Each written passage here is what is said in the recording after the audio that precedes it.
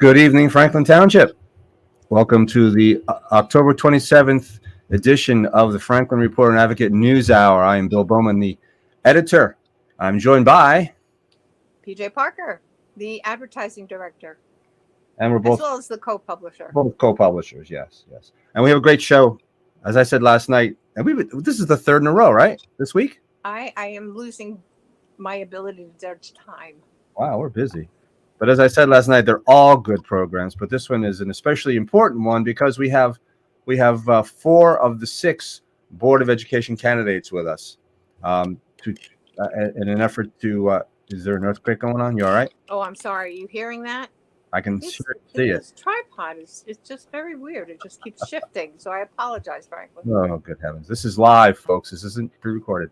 Anyway, we think it's important that you folks, have an understanding of who the Board of Education candidates are, what they stand for, what they would bring to the Board of Education were they to be voted in, and basically why you should vote for any of them or all of them, or I can't vote for all of them, but why you should vote for them. Mm-hmm. And just a little addendum to the thought of the entire night.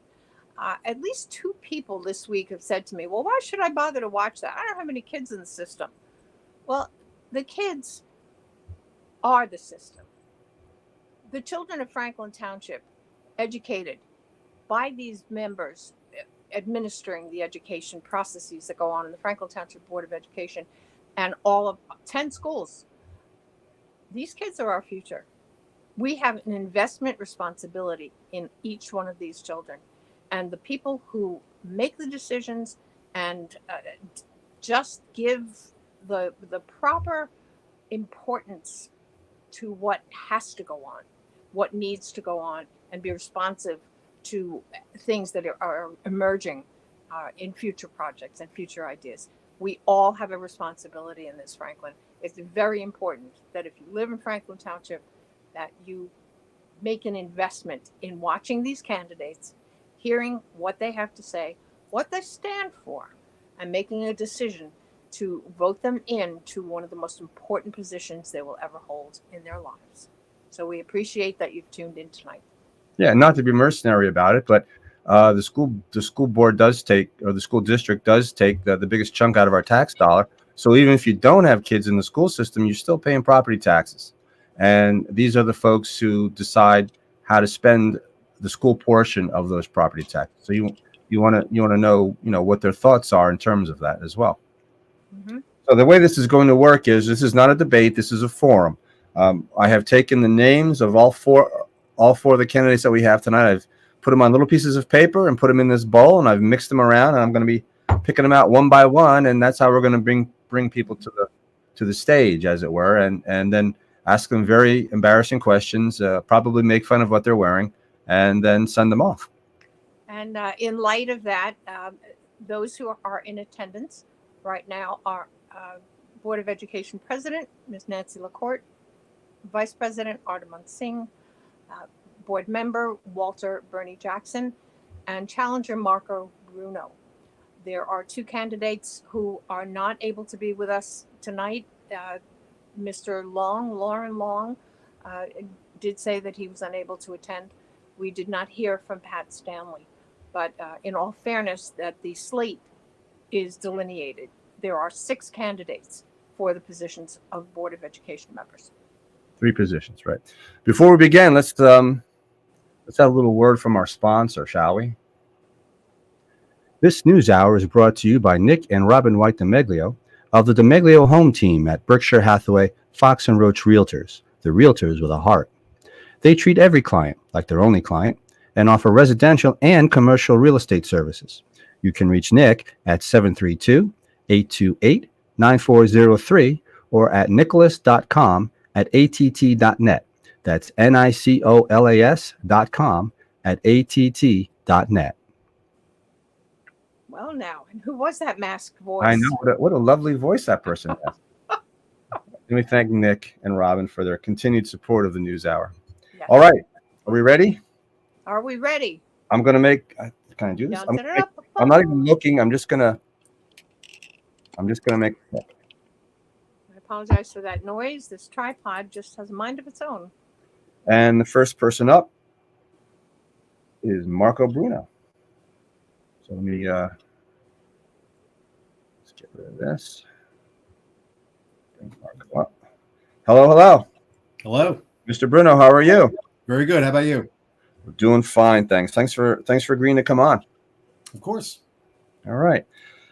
So, as we discussed earlier, this is just an idea. This is just a way for folks to get an idea of who you are, what you're about, and what your thoughts are about being on the Board of Education. So, if you could just give us a brief thumbnail resume of who Marco Bruno is. Since this is your first time running, I don't think anyone's ever heard of you before. So, just give us an idea of who you are. Sounds good. Good evening, everybody in Franklin Township watching this and beyond. My name is Marco Bruno. I'm 35 years old. I've been living in Franklin Township for the past 9 years with my wife and 3 children. They are ages 6, 4, and 1. I'm a first-generation American, born from immigrants from South America, and I'm proud to be a member of the greatest society this world has ever seen. After graduating high school in Woodbridge, I enlisted in the United States Marine Corps. If there's any devil dogs out there watching this, hoorah, Semper Fi. During my time in the Corps, I completed 1 tour of duty in Iraq during Operation Iraqi Freedom and earned a rank of sergeant before the end of my service. I have both an associate's degree and bachelor's degree in criminal justice, and I've been a municipal police officer for the past 11 years. I'm currently assigned to the Detective Bureau. Our campaign slogan is Unmask Our Children. And I just wanted to highlight that Franklin Township is one of the few school districts in the state that has maintained a policy that allows them to mandate masks at will based on infection numbers from the Department of Health. In my opinion, the masks, they inhibit learning. And the reason why is because most communication is nonverbal.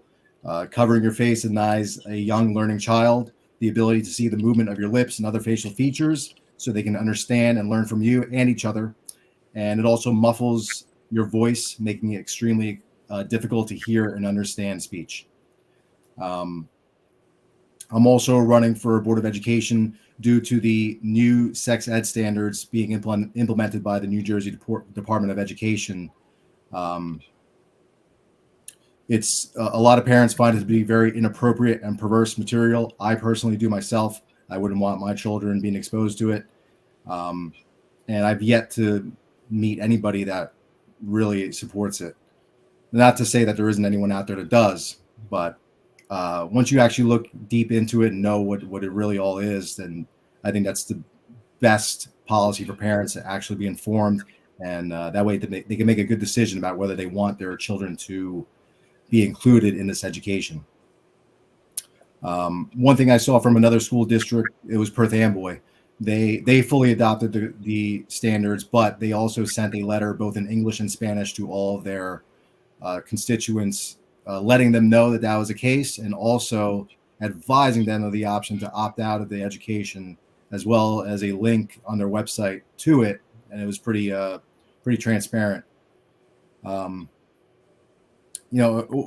I think one of the biggest travesties of all of this is that while we're here debating whether we should be exposing children to this material, there are other countries in the world, such as China, that has 8 times the number of graduates in STEM, which stands for science, technology, engineering, and mathematics. This is, in my opinion, this is one of the reasons that America has fallen behind and losing its posture on the world stage. And I'd like to bring that up so we could try to change course and focus on what's important so that America can continue to compete on the world stage, because everyone else, there's a lot of competition out there. I don't blame all the other nations of the world for wanting to compete with us. They should be. I think competition is good, but we have to stay in the fight so that we can maintain our standard of living here. Okay. Excuse me. That was a lot. Let me ask you about the sex ed curricula, the standards. It is as you mentioned, it is an opt-out opportunity for parents. So since parents can pull their kids from this program, what's the big deal? Well, one of the big deals is that most parents don't know that this material is being implemented this year. And if you don't know, you can't opt out. A lot of parents also don't realize that they are able to opt out. So like I said before, one thing I saw at a Perth Amboy, and the only reason I know this is because of my barber, Aldermi. I was having a conversation with him about it, and I was just asking him if he knew or not, and he didn't. And I did a little bit quick research for him. I was able to find that letter that they put out. I forwarded it to him so that he and his wife, who, you know, their first language is Spanish, could read that, know what's going on, and have the then make the decision of whether they want to opt out. Based on my conversations with him already, he does not want his child exposed to that to begin with. So, so what would you do if you were on the board relating to that issue? So if I was on the board of ed, what I would first do is that I would send a letter, an email to every single parent in the district outlining that these standards have been adopted, and also telling them what's in it and letting them know that they could opt out of it. Okay. If you do that, at the very least, that's a step in the right direction. I know it's a difficult thing to try to oppose it because the state is trying to implement punishment for that, and we don't know what that's going to be yet, but they've already advertised it, because there are certain school districts that have bravely voted it down. But at the very least, if we could inform parents of what it is, we really need to be straightforward about it, and that way they have the option to opt out. Another problem with opting out is that if it's weaved into every single subject, then it is impossible to opt out, because you don't want if you're sending your child to school, you don't want to opt them out of math, reading, writing, science, so on and so forth. So if this stuff is weaved into all of it, then how do you really opt out? Because you could opt out of the specific sex ed lessons, but if it's weaved into everything else, which, you know, I could give you examples of how that could be done, then there really is no opt-out option. But is that what the state standards call for, to weave sex ed into, you know, multiplication tables? I don't think so. From what I've seen of the new standards from the state, it doesn't seem to be that way, but a lot of school districts are taking the liberty of doing just that. I have a quick question. What we're talking about an it. What is your perception of what this program consists of? Well, it's not a perception. I've looked at the standards from the state, and I implore everyone else, you know, whether you have children in school or not, to look at it yourself so you know what's going on. All right. Well, could you define it from your perspective? What do you think this program is? So I don't have it fully memorized. What I can tell you is this: is that before the end of the second grade, one of the standards is that children know the medical terminology for your sex organs. So, for instance, before the end of second grade, they need to know the words penis, clitoris, anus, breasts, nipples. They also like to use the word vulva as a substitute for vagina. So they want kids before the end of second grade to learn these things. And one of the lines that I've heard from my opponents supporting this, specifically Nancy LaCourte, is that this is here to protect the children. And I imagine she means from sexual predators. But, you know, that is the rationale for this, so that perhaps they could more easily report this. But once again, you know, I could speak from a position of life experience with this subject as a law enforcement officer. We get these reports from time to time, unfortunately, and never have I seen that the child needed to know medically accurate terms to tell one of their caretakers that, they were sexually abused. It's just not necessary. On another note, the investigators that later on get involved with this, when they interview these children, they have a specific format that they follow. It's called a forensic child interview, where they use diagrams with these children just so that because obviously children are not going to know everything there is to know about sex organs and sex. So with that said, they have diagrams and they show children so that they can explain to them what it is that occurred. So it's not necessary from a law enforcement standpoint. Every single sex assault investigator that I've spoken to has told me that this has never been an issue. And although I understand the other side's rationale for it, what I've seen is that children will report this whether they know these words or not. So that's my, that's my way of knocking down that rationale. It just doesn't make sense. You're objecting to the descriptive body part if it is that's only a part of it. If it is somehow conjoined with a sexual act, as opposed to it being just a body part. Now, I'm approaching this not from the perspective of a parent. I have canine children. I do not have human children, but I know as a child myself with two brothers, my parents educated us very early as to what any part of our body was. They didn't necessarily connect it with a particular act, but we knew that toes were different than eyelids because from an educated perspective, it was important for them to have us understand who we were. It did not necessarily conjoin with a sex act. And that's where I think there may be a little bit of a disconnect. The other thing that I'm kind of sensing, and I wasn't going to go here, I think education is not indoctrination. And I do need to bring that up because that is on your campaign signs. It sure is. And I'm proud of it. Okay. Well, I'm going to put you in a little hot seat here because I'm not sure, and I'm sure that those who are very well versed in what this programming is this is not a how-to manual for kids. This is what you need to do if you wish to do this. This is, again, please correct me. I'm sure the other board members will have much more to say on it because this is something they're very familiar with. This is not, again, a how-to manual. This is what this is. And quite honestly, you have a 6-year-old. I don't know that your 4-year-old or your year-old child would come home one day and say, my girlfriend, blah, blah, blah, said this, and she doesn't really think that she's this. She thinks she's something else, or something where a child is questioning a friend, looking to understand. And again, I could be totally wrong about this.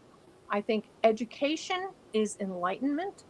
Education is showing what options are, but as the term explains, it's education. It's not you must behave in a certain fashion. It is elucidation. It's defining what certain aspects of culture are and who may be affected by that. If your best friend is someone who is not exactly like you, I would think that it would be valuable to understand. And again, I'm getting very wordy about this, but I would be interested in your perspective from that point of view. So great point you brought up that your parents educated you very early on about your body and so on and so forth. And once again, I'm not saying that it's wrong to educate children on these subjects, but I think every single parent should handle this themselves at a time where they feel is appropriate. So your parents educated you whenever they thought it was appropriate and in the manner that they thought it was appropriate. I feel that all parents should be doing the same. Obviously, my wife and I also do the same. However, once you give that power to another party, how do you know that they are going to do it in a manner that is keeping with your morals and your standards? You don't know because you've already given up that power. So, I just think this is something that parents should handle on their own. And, being that the children in Franklin Township are not performing under state average, and we're going to shift time towards this.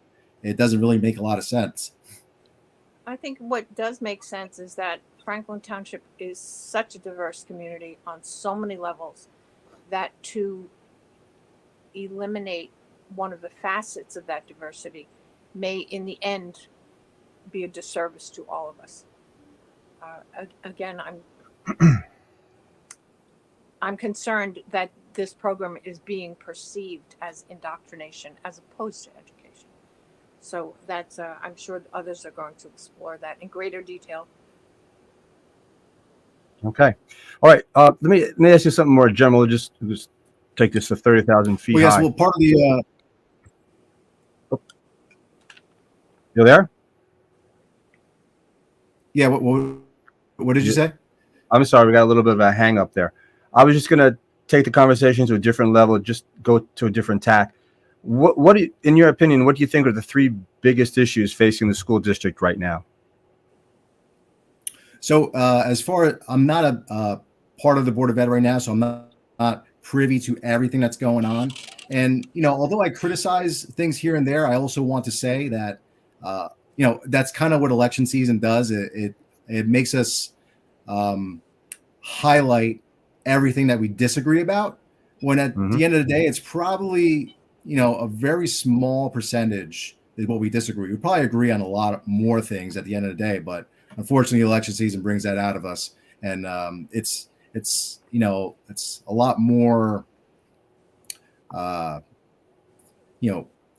people pay a lot more attention to what the things they disagree about and, fighting about it. But, what some of the issues I see are just looking at the averages of our students in comparison with the rest of the state. It is below. And from what I've heard, that they have been increasing, which is great. And that, that means that our teachers have been doing a great job, and the Board of Ed has been doing the best they can as well. So, although I do criticize some things about our Board of Education, I'm not going to sit here and say that they're 100% wrong all the time, that everything they do is terrible. That's not the case at all. In fact, I mentioned to Walter earlier that I met somebody that he knows from church, and they said he was a great guy. And I wholeheartedly believe them. And I do believe that about everybody on the Board of Ed, that they are probably good people at heart. I think most people are good, but we disagree on a few things.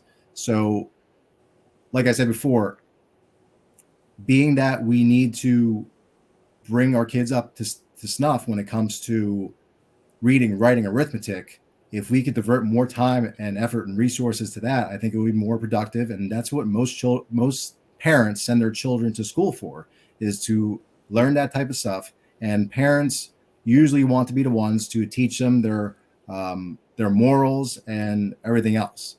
So what a lot of parents want is just a return to that, so that schools just are more basic and parents can handle the rest. Mm-hmm. Reading, writing, and arithmetic. Yes. Okay. So education, not indoctrination. Okay, that you led right into my next question. What exactly do you mean by that?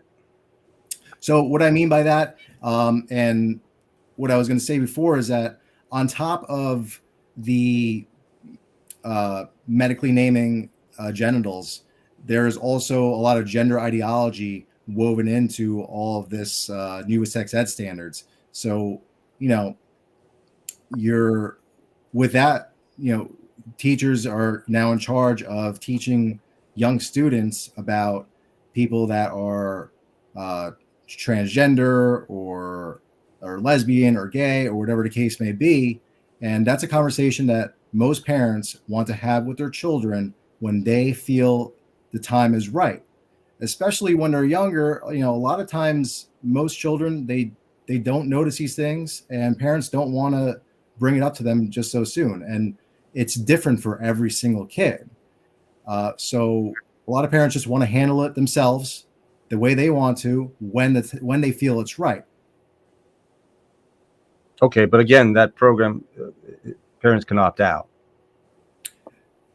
Yeah, they can opt out of it if they know to do so. And on another note, I just saw something recently, and I can't confirm the veracity of it, but it seems that the students that are opting out of a particular school are being put in what is basically a closet. It's this little maintenance room.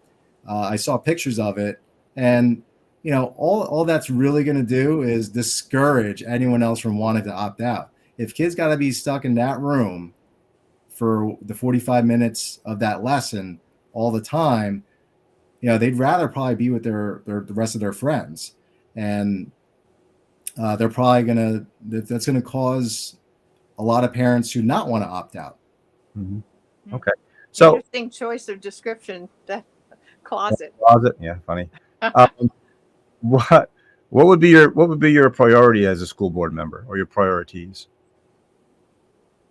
So I would first have to evaluate, exactly what's going on. I'd have to talk to the other Board of Ed members and get their point of view on it, and see. I'd like to. I always like to listen to both sides of every single story, because that's how you learn the most, and try to find a way to somehow make everybody, the most people you can, happy, because you can't make everyone happy. It's impossible, but you can find ways to negotiate. Like I said before, I think a good step in the right direction would be to inform all the parents about this education, let them know that they could opt out, and make it so that if their kids opt out, that they are treated with respect. Right. Okay.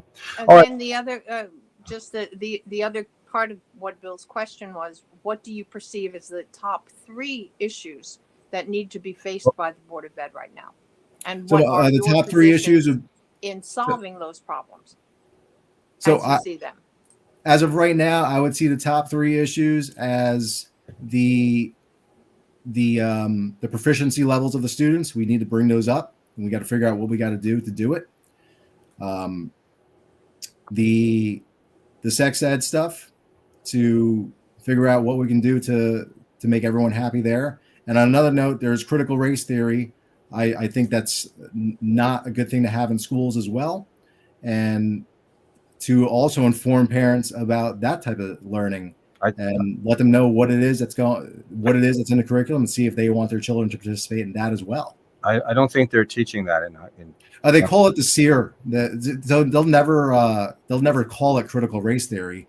They'll call it another name. So in this case, it's SEER, Community Engaged Anti-Racist. It's a program from Rutgers that they've implemented. And what do you perceive that critical race theory is? And what is your objection to the discussion of it?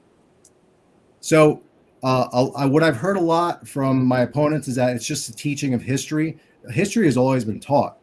The difference is when you tell children that because of sins of the past that it's affecting them today somehow, that's a big difference. So, and that's not to say that there aren't people out there that in today, modern day, that aren't being discriminated against. Of course, it does happen, but not to the level that it did before. And when you're telling young children that there's a boogeyman out there, that every single time something goes wrong in their life, it's because of their race or whatever it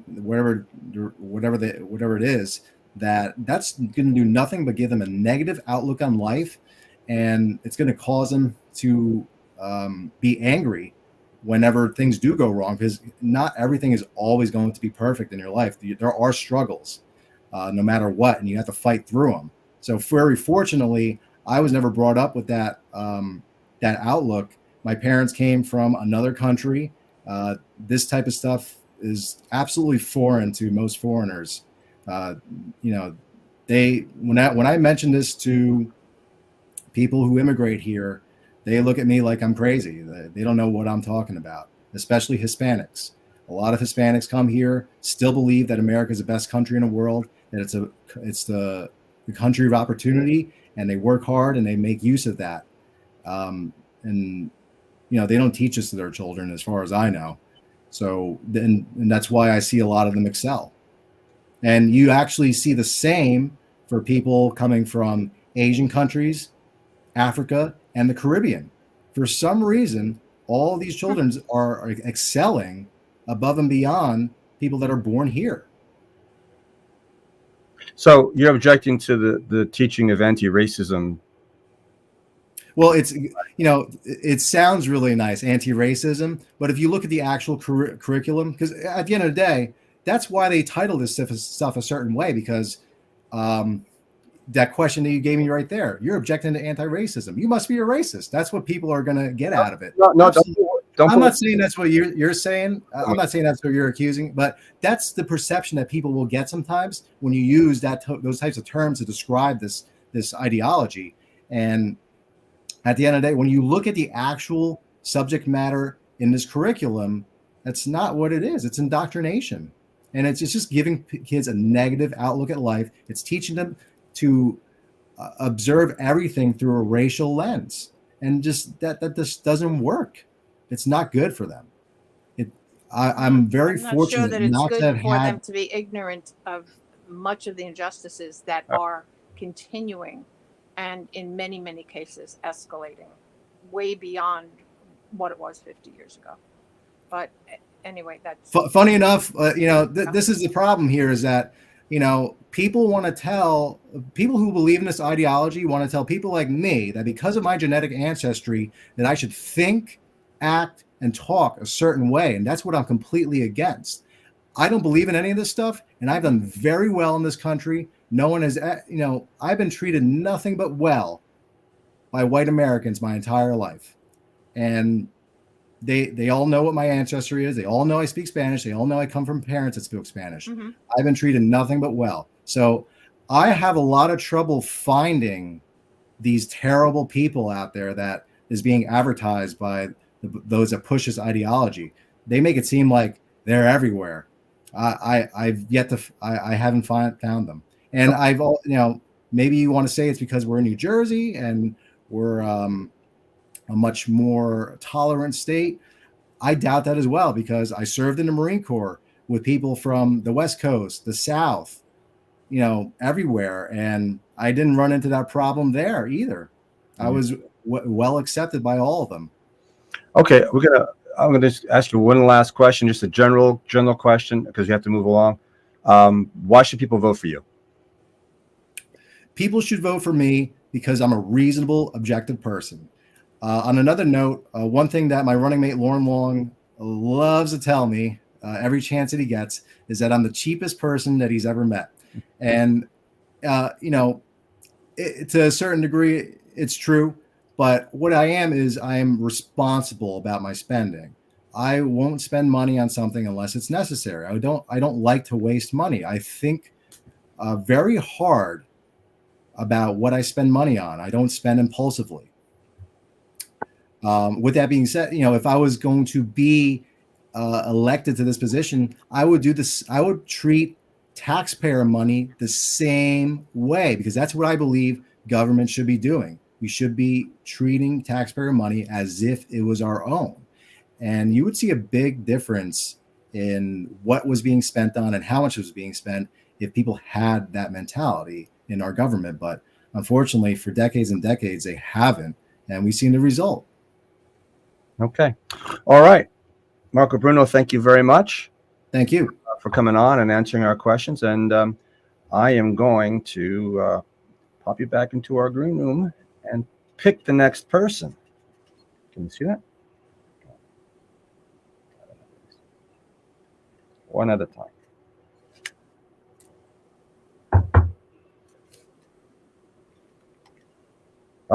Okay.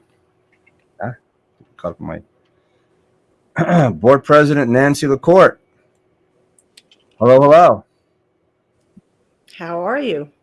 I'm well. How are you doing tonight? Good. Thanks for agreeing to come on with us tonight. Thanks for hosting this. You're quite welcome. All right. We're going to give you the same platform. I know this is probably hard to believe, but there may be some people who don't know you. So if you could give us a thumbnail resume of just who Nancy LaCourte is. Okay. I moved here when I was four years old, a very, very long time ago.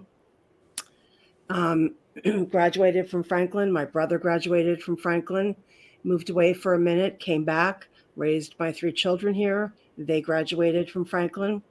I'm married to Bob, and together between the two of us, we have a very well blended family, 6 kids. and 6.75 grandchildren. So that's about our family.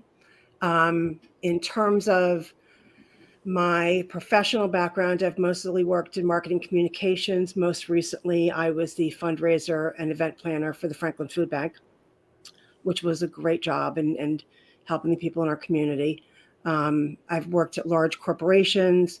I had an opportunity to get involved with nonprofits, that a woman who was working with nonprofits, teaching them how to do better business. And I found out I really liked the nonprofit world. I went to go work for the National Guard as a federal contractor, working with the state family readiness programs as a state family readiness assistant, helping families and their service members during a deployment and the cycles of deployment, which is a great thing because both my sons deployed, so it was really important to me. Now don't tell my husband, but I'm kind of retired. So, but I still volunteer a lot because I really believe in giving back. And I've been involved in helping local school groups, anything that supports education, anything that supports the troops, anything that supports our seniors. Just really, like, I love Franklin and I want to give back to Franklin since I've spent so much of my life here. And my husband as well is very active in the community. Yes, yes. Um, And what? what term would this be for you? I'm sorry? What term would this be for you? Like 87. I was elected in 2006, served until 2013, took a year off to take care of my father. Excuse me. Reelected in 2014, and have been serving since. I've been the board president for the past 4 years with Ardeman as my vice president, and 2 years and for 2 additional years, I was board vice president, one of them under Ed Tosnick before he moved on to be township council. Okay. All right. What do you see as the 3 biggest issues facing the district right now? The number one thing is, well, it's a national thing. These are both national things. Busing is huge. There's a busing shortage, and luckily, the district worked with our largest bus vendor during COVID, and we have so we've mitigated a lot of those issues. So we're able to run most of our routes. We are a tiered busing, so our school start times are different, so we can maximize the bus runs. And there are a couple of them that have 4 runs, but most of them are 3 runs. We're hoping to get more buses. So, to help the kids there and to help them with after school programs and things like that. The other issue is recruiting and retention. People, it's hard to be a teacher, and teachers and everybody went through a very difficult time during COVID. And for many of the teachers, they were teaching from home and they were taking care of their families at the same time. So that was very hard. And other school districts sometimes can offer a lot more money than Franklin can, because we are, bound by our contracts with our unions. So that's an issue. Obviously, test scores are always going to be an issue. And right now they're an issue because of, COVID. So we're trying to catch up in it. But I think that all of the services that we put in place during COVID, immediately before COVID, we had just contracted with Rutgers Behavioral Health to provide more mental health options for our students. And we recently just partnered with Bridgeway in Bridgewater to provide even more, because this is a very difficult time for not only the students, not only their families, but also the staff. So, and communities. So everybody has a lot of healing to do, and issues to get through, to move on from COVID. So those are, I think, the issues. Okay. PJ? We touched on with Marco the area of education, not indoctrination, and the subject of the sex education came up. Mhm. And I'd like you to perhaps elucidate exactly what that program is. Okay, so um,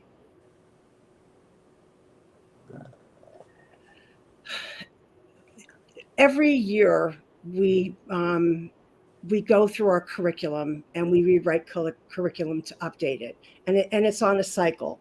Um, so on May 21st, knowing that the state had made some minor tweaks to the health and phys ed standards, which was kind of came out of the conversation I just had with somebody from the DOE a couple of days ago when the poor man, I just grilled him for a long time.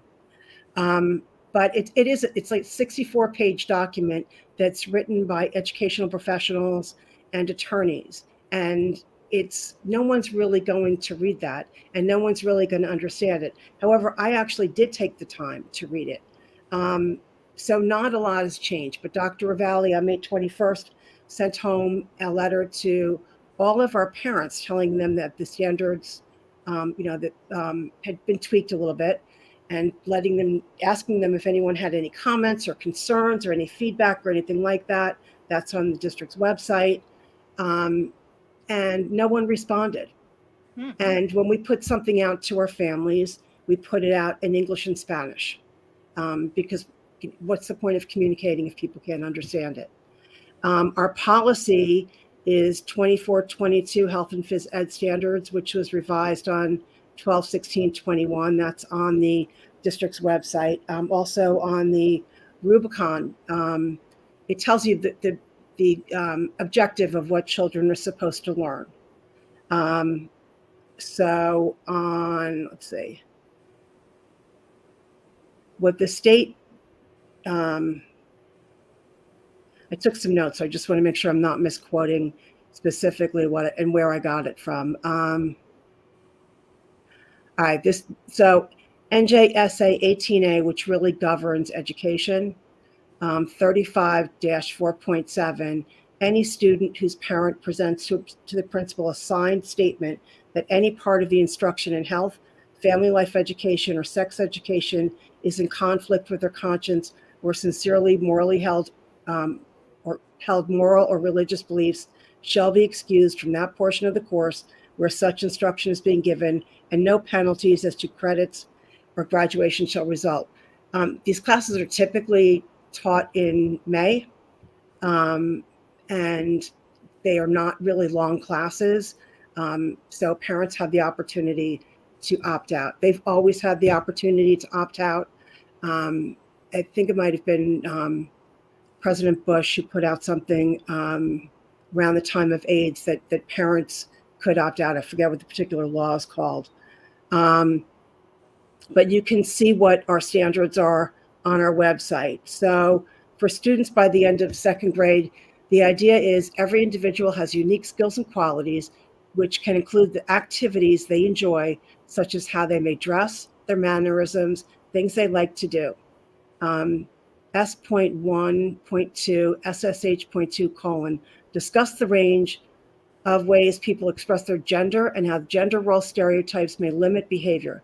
Basically, what this means is that if you are a boy, typically, I don't know, my father was a boy growing up in a very long time ago. Boys like boys things. They liked football. You liked the color blue. You were going to be an executive in a company.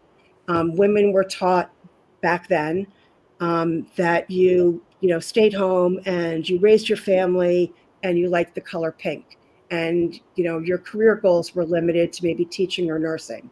Now realizing that that doesn't make any sense, girls are being taught that you can be the first female to get to the International Space Station.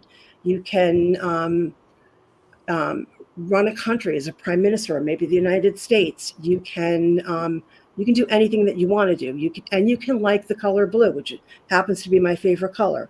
Boys are taught that you can like dolls. You can get into nursing. You can, things that were typically more in fashion, right? Whatever it was that was taught that you were confined to, that was going to be what you were taught in terms of like, you're a male, this is what you're going to like, or this is you're female, this is what you're going to like. It's not like that anymore. So that's basically what that's teaching. But there is on the district website the Rubicon map for second grade students. And then for fifth grade health, the best practice is to introduce students to information about puberty prior to its onset so that children know what to expect. The World Health Organization 2021 and United Nations Educational, Scientific, and Cultural Organization, UNESCO, 2018. So by the end of grade 5, students will be expected to explain common human sexual development and the role of hormones. The focus of this instruction is to emphasize to students that developmental changes and feelings are normal. And again, that is on the district website. What about and that's what age group? That is by the end of fifth grade. What about the naming the body parts, the genitals? It's penis and vagina. You learn. I don't know where you're learning the rest of the stuff, but were you able to hear our conversation with Marco? I'm sorry? Were you able to hear our conversation with Marco? Mm-hmm. Right. Okay. So what he said was that by the end of the second grade, students would be expected to be able to name penis and vagina and whatever else. Now it was a lot more that he was expecting them to name. What does Franklin say? Quite honestly, I don't know and I mean, I apologize, but I don't know specifically, but I do know that you're not learning more advanced body parts other than your penis or your vagina. And the purpose of that, after a conversation with Dr. Logren, was because I asked, well, why are we teaching that? And explain this to me. And it's so that children can protect themselves, right? So if you know what somebody what inappropriate touching is, you know how to report it. And I understand that you use, it's very specialized in terms of an investigation of sexual assault. And different things are used to explain it. But if a child can say, I was touched here, you understand what that is. And but you're also taught, right? Like when your children are growing up, before they like pre-K and before that, you're taught body parts. Don't you want to know what your body parts are? When you start to talk about differences in animals, right? You're learning differences in animals, and I mean that goes way up into high school, So, and I don't know. I think that that's something to know. So I think the salient point and the objection that seems to be fear-based, and I can certainly understand that, is that children are being taught how to have sex or how to become a homosexual or a transgender. It's coming across as if this is becoming a policy that kids need to know how to become something other than who they are. Can you please clarify that? Yeah. Okay. So first of all, the number one thing that Franklin Township Public Schools, and I can't imagine any other public school not doing this as well, is teaching abstinence. I don't know how you teach somebody to become a homosexual or lesbian or transgender or questioning. I don't know how you teach that. As a matter of fact, why is that? Why don't I know how you teach that? Because I don't think that that's something that you can teach. I think that that's something that you feel within you.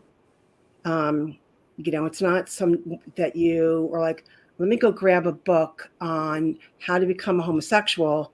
And there's going to be a test. It's not really that. I mean, I think that's.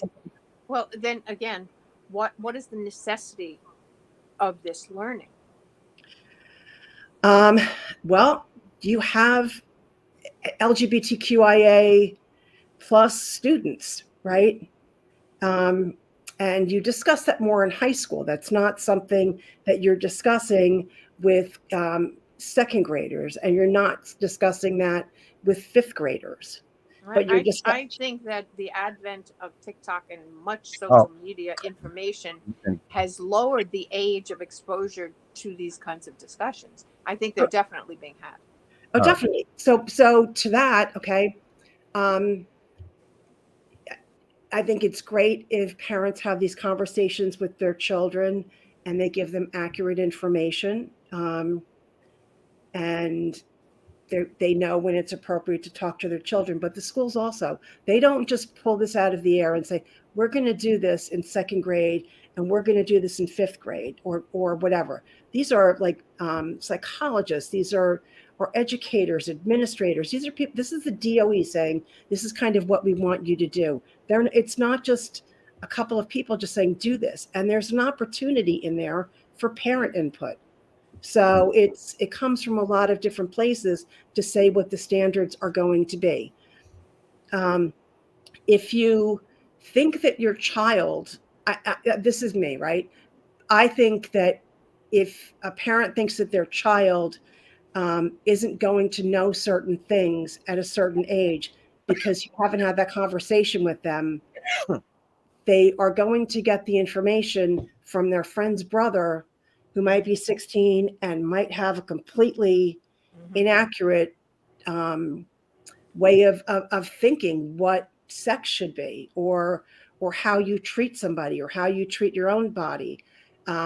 You just as you said, TikTok, YouTube, you can get so many things at any age, right? So you might not be getting it on your phone that your parents have restrictions on, but your friend might have a phone that his parents don't have any filters on, or her parents, and you can watch it there. So it's not that it's not out there. All of this information is out there for kids to see. So having those discussions and being open and honest about what these are, so so children understand healthy relationships. Okay, I need to break in here just for a second, folks. In the comments, you guys need to chill out a little bit. Responding to one commenter, I don't think PJ was saying that Mr. Bruno said that kids are being taught how to have sex. He didn't say that, and that's not what she meant. What she meant, that's not what I meant. she had been. She talks to other people, believe it or not. We do our little bit of research when we do these things, so we do get around. What she said was that she had been told by other people that was their perception. Exactly. She didn't say that Marco said that kids are being taught in second grade how to have sex. Please listen to the words. Also, Nancy, that 64-page document that you referenced, is that available to the public anywhere? Yeah, it's on the DOE website. It's on the DOE website. So somebody asked. So if you search for health and phys ed standards, you're going to find it. But Okay. to make it even easier, what the DOE did was it was.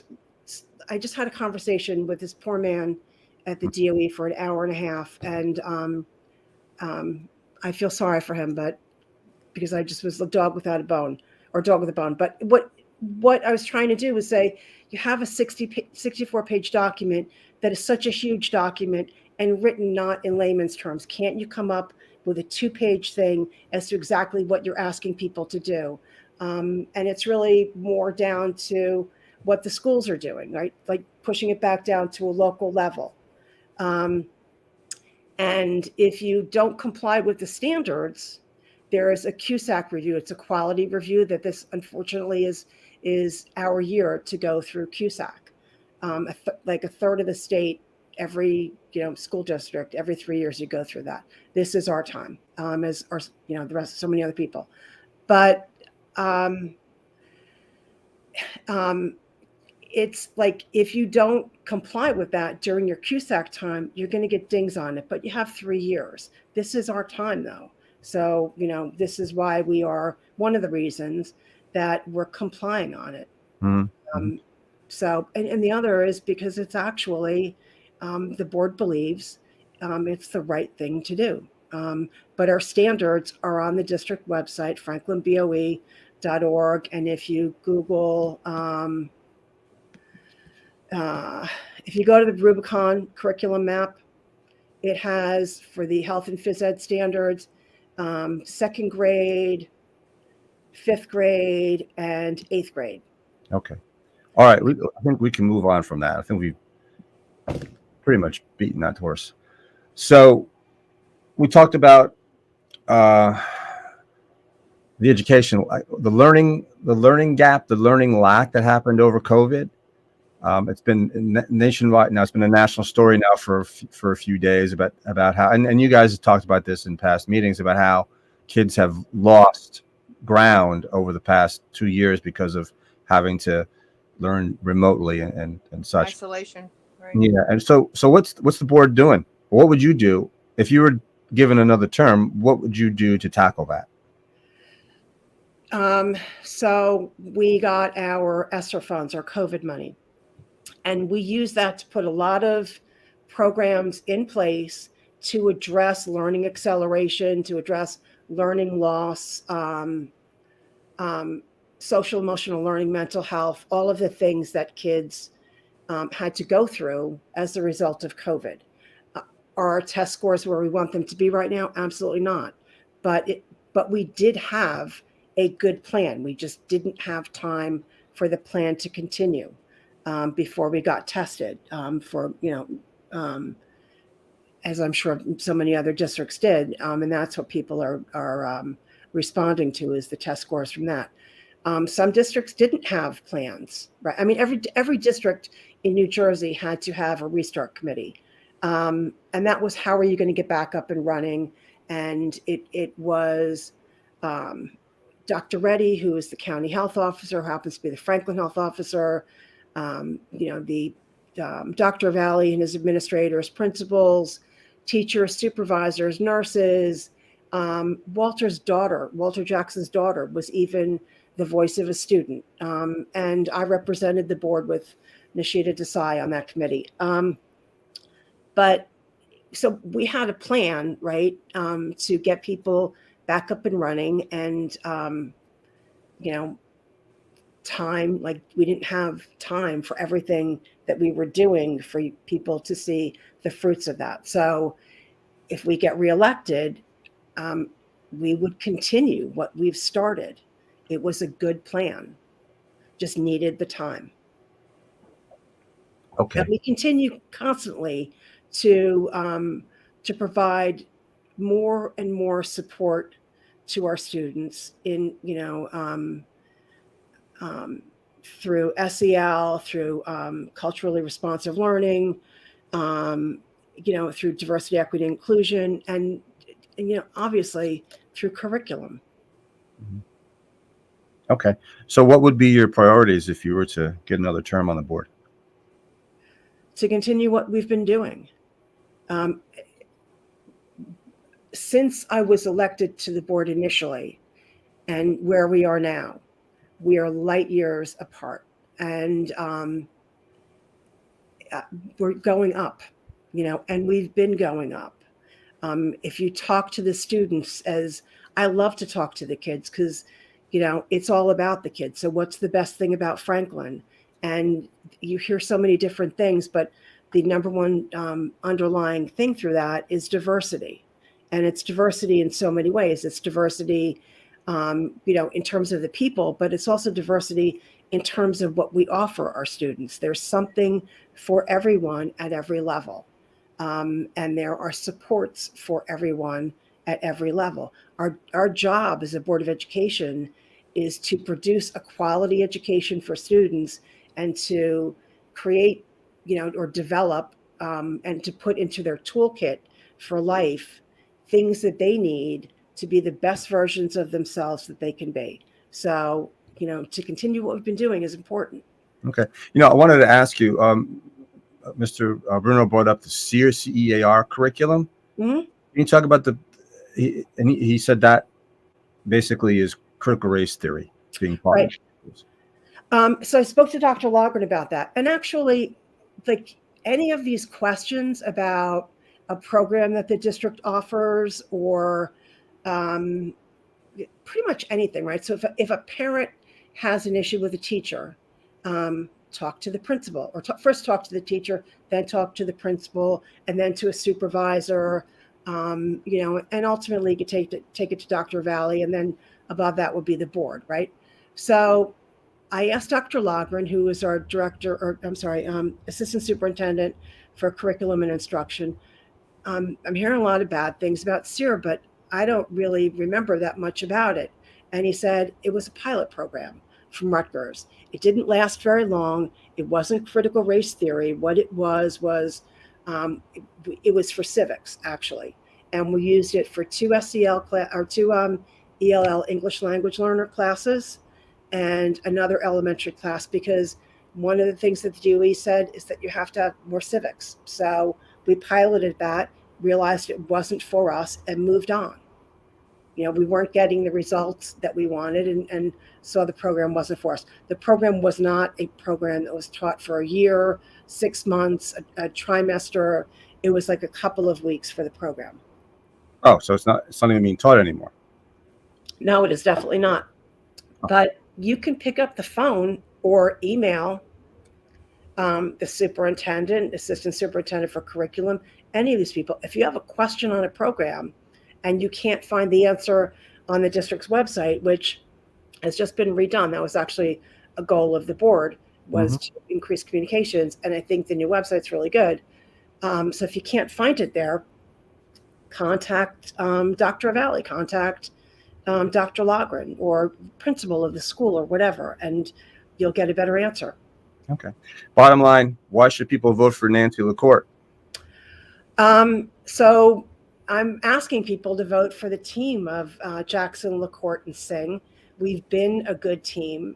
The board works well together. And so we're working for all of the children. We all share the same passion for education. We all share the same passion for Franklin. And we all share the same passion for the kids, because we're all here for the kids. Being a Board of Education member, you don't get paid for it. It's a lot of time. Being a board president, I attend every meeting. I'm ex officio in every meeting. I attend a lot of other meetings. So it's a huge time commitment that would take me away from something else. I'm not doing it for accolades or anything like that. I'm doing it because I'm really passionate about it. I know that Ardeman is extremely passionate about it, as her involvement on our local board in Somerset County School Boards Association, and Walter is extremely passionate about it. So, this is a team where we've been working for your children. We will continue to work for your children. And so we're asking for your vote. All right. I think that clears it up. That clears it out. Okay. Oh, I don't know what the phrase is. Anyway, PJ, anything more? That's a tough sentence to follow. Okay. So I think I'll save it for one of the next catches. Okay. Nancy LaCourte, thank you for joining us tonight. Really Thank appreciate you. it. We're going to send you back into the green room. All right. 2 more. You guys have been very patient, by the way. Thank you so much for hanging in with us. All right. Who's this?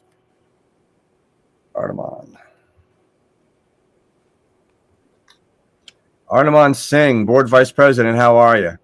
I am well, thank you very much. Okay, Walter, hang in there. We'll get to you.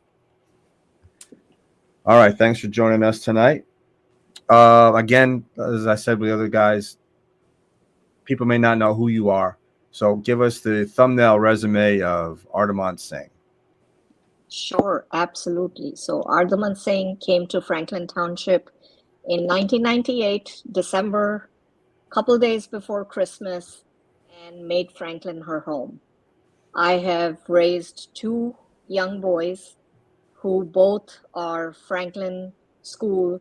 One of them is a Franklin School graduate of 2020 in the midst of the pandemic, and one of them is a junior at Franklin High.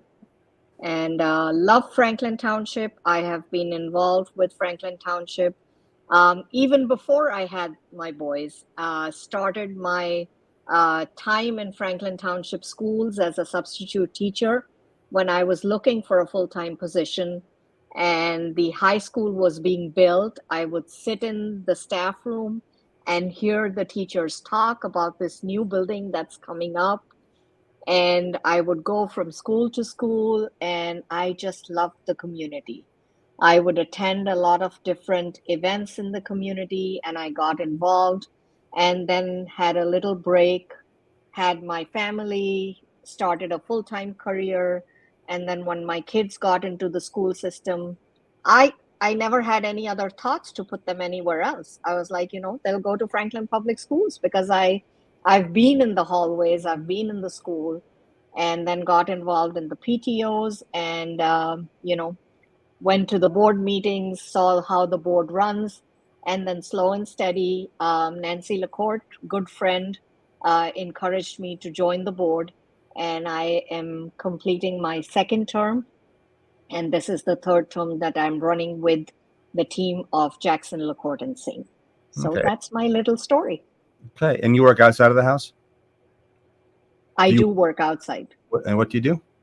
I work as the Chief Human Resource Officer for the YMCAs. Okay, great. So, in your opinion, what do you think are the top 3 issues facing the district right now? So I do feel that what Nancy said are the top 3 issues. I would just like to add one other issue, is to try and find and bring back the $20 million that go towards charter school payments. That has been an issue for me when I ran for the first time as well. And our schools are phenomenal. I have seen my 2 kids go through the school systems, and I see many other kids go to the school systems. And I feel that I am still not able to communicate to the entire community how great our schools are, how we work towards creating a whole child. And I have heard that not only from the mouth of my own sons, but their friends as well, who come and share these things that Franklin schools give so much to them. When they go out from Franklin to other colleges, my sons, friends, great group of 12, 13 friends who've diversified not only into New Jersey, but other states, come back during the holidays and say that it's because of Franklin that we can fit in and adjust in any other kind of community, whether it's a small college or a big college. It is Franklin that has made us prepared, to be a part of that community. Mm-hmm. And I really want to see how I can bring back all those kids in those charter schools and bring that $20 million back into our schools to the service of our kids. So, what's your beef with charter schools? I have no beef with charter schools. I just can't fail to understand what is it that they are doing that the kids want to go there, because their goal is just academic education, and our students are a whole child education. It's not only just academics, it's arts, it's theaters, it's sports. And when the kids apply for colleges, that's what the colleges are looking for. We do have charter school kids that come back to us at the high school level. We have a large number of kids that come back to us. And I've heard neighbors and friends tell me, oh, now it's time to bring the child back into, and I see those kids struggle. I see those kids at the elementary level and at the middle school level. When our kids are playing outside in the summer, these kids are sitting inside trying to finish their homework, their projects, and the parents are sitting with them. I fail to understand. You have a choice. Well, the charter schools have arts programs, don't they? I mean, I've been to different charter schools. Well, it was only 2. I've been to the charter schools in town, and they've put on arts programs. I mean, maybe not to the extent. Kids have, yes, but the parents have to pay for those. They are not part of the school education. So it's an extra fee that parents. That's extra fee to pay for that. Extra fee for after school programs, extra fee for anything that is done after school hours. Okay, gotcha. PJ? Yeah, I'm kind of at a crossroads with this. I've been to several events in just about every school in the district, including the charter schools. And I, as you were saying, what you were saying, Ardaman, about the kids being strictly academically oriented, and that they're not really having any fun. They're not developing the rest of their personalities or their gifts and talents. I'm not really seeing that. I've been to a number of events at both charter schools where the kids are participating in shows and showing musical talent or dance or art or singing or or literary excellence or Mhm. scientific experiment. And it's from what I've seen, it's not just the academic level of it; it's the experimental level of it, Mhm. the art of the possible in the science world. And it my impression, and again, not having spoken with every single student in the Of environment, course. but the impression that I was getting is that these kids were delighted to have these opportunities to explore in the manner in which they are exploring opportunities and exploring science, maybe on a different level. Uh, and that's neither here nor there, and it's not a value judgment for or against the other half of the public school system. Mhm. I think the emphasis is absolutely academic, but Mhm. these kids are having fun. I don't see them That's good to feeling know. well. Yeah. Yeah, and again, I'm not at every single event, but it just when you said that, it reminded me of my own experience that I had an opportunity to uh, participate in a program where I skipped 8th grade. And my mother was dead set against it. Oh, you're going to be wearing glasses this thick, and you're going to blah blah blah blah. And that was not true. I participated in the I program, I and completely get I what you're went saying. in the directions that I needed to go in. I'm saying that there are issues between the budgeting within the charter schools. That's absolutely true, and Mhm. I think that's an area to be discussed and developed to whatever degree it's possible to do that. But the kids that I've seen, they're not unsmiling, and I think that's something that's important to realize. Right. That's I completely agree with you Yes. on that. You know, that it's not the child's fault. It's, you know, where the children flourish. And at the end of the day, it's about all the children. Mm-hmm. You know, some choose to go at one place, some choose to go at the other place. All I'm trying to say is what they are getting at the charter schools, they can also get at the public Mm-hmm. schools. Mm-hmm. I So, go ahead. I'm yes, sorry. Bill. No, No, go ahead. go ahead. I was going to say, I think what your main gripe is the funding behind the charter schools, Yes, that right? is my main gripe. Tax That money. is my main gripe. Yeah. Okay. I mean, yeah. Okay. Which is not necessarily to say that the kids are suffering under this academic No. mantle of you must.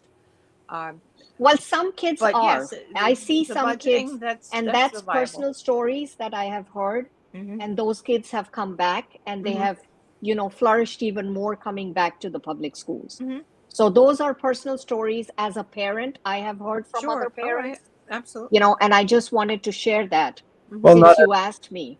yeah, sure. Not every school setup is meant for every kid, right? I mean, some kids Oh, flourish exactly. in types of schools, and that's why I guess we have what are they called? Magnet schools? Is that what they're called? We have.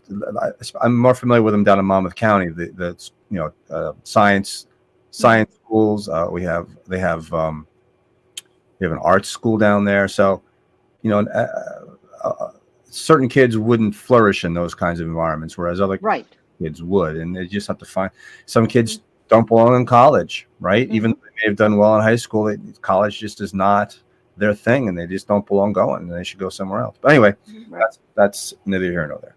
Well, Yep. yeah, again, just one more comment. Probably about 3 or 4, maybe 5 years ago, we started a senior prom live stream event, a red carpet event. And what it has become is pretty much uh, chatting with the seniors. And there are 2 questions that I've been asking. And the first question is, what is your best highlight? What is your favorite memory of Franklin High School? Hmm. And the second question is, what is your next step? Hmm. Every one of these kids had wonderful things to say about Franklin, either about a teacher, a course, the level of friendships that they've been able to develop, and each one of them had a plan.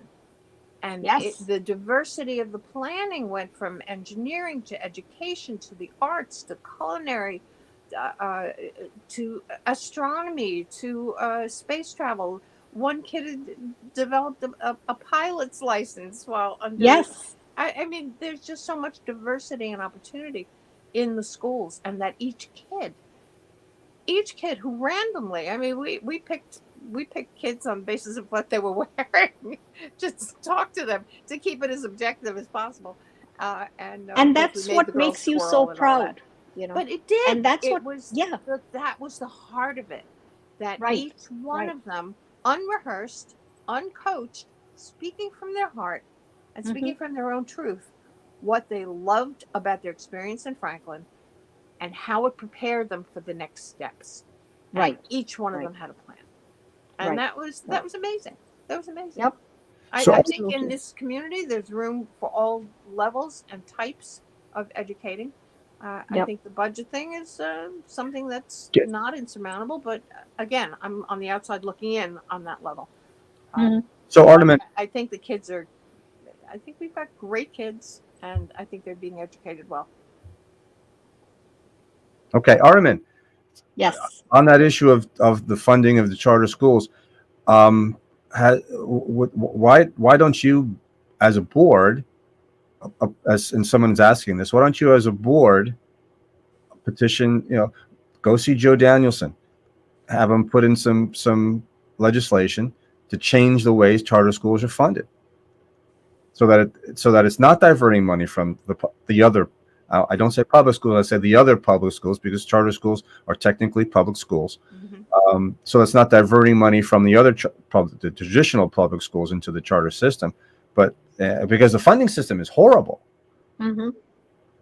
So, I mean, would you guys be willing to think about that, do you think? It's definitely a conversation. Yeah. It's, it lends for a conversation. We've had several conversations, and it again leads me to, a frustration point, because you look at the public school budget. We have open public hearings about our budget.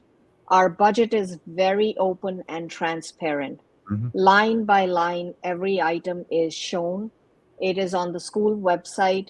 You can go back to, 2021, 2020 years, and you can see the budget. It is discussed before it goes to the county superintendent, before it is voted upon. Public is given an opportunity to come and speak and talk about the budget. On the other hand, when we go on the charter school websites, we give them a certain amount that is per pupil, that the funding, I agree what the state tells us, this is what you have to give them. But we don't have any idea how that funding is used. We cannot find information line by line where that money is being used, how much is being used in academics, how much is being used in, extracurricular activities. Why do parents have to pay extra for the sports and the extracurricular activities? How do we get that transparency from that level? When charter school says that we are also public schools, why is there a level of discrepancy in terms of transparency? That's where my struggle is. That's where I struggle. Okay, fair enough. What would be your priorities if you were given another term? My priorities, the first priority is to continue with the goals that we set this year for the next school year. And, the biggest priority is, like Nancy said, busing, recruitment and retention of great staff. Our staff has seen a lot of struggles to support our staff.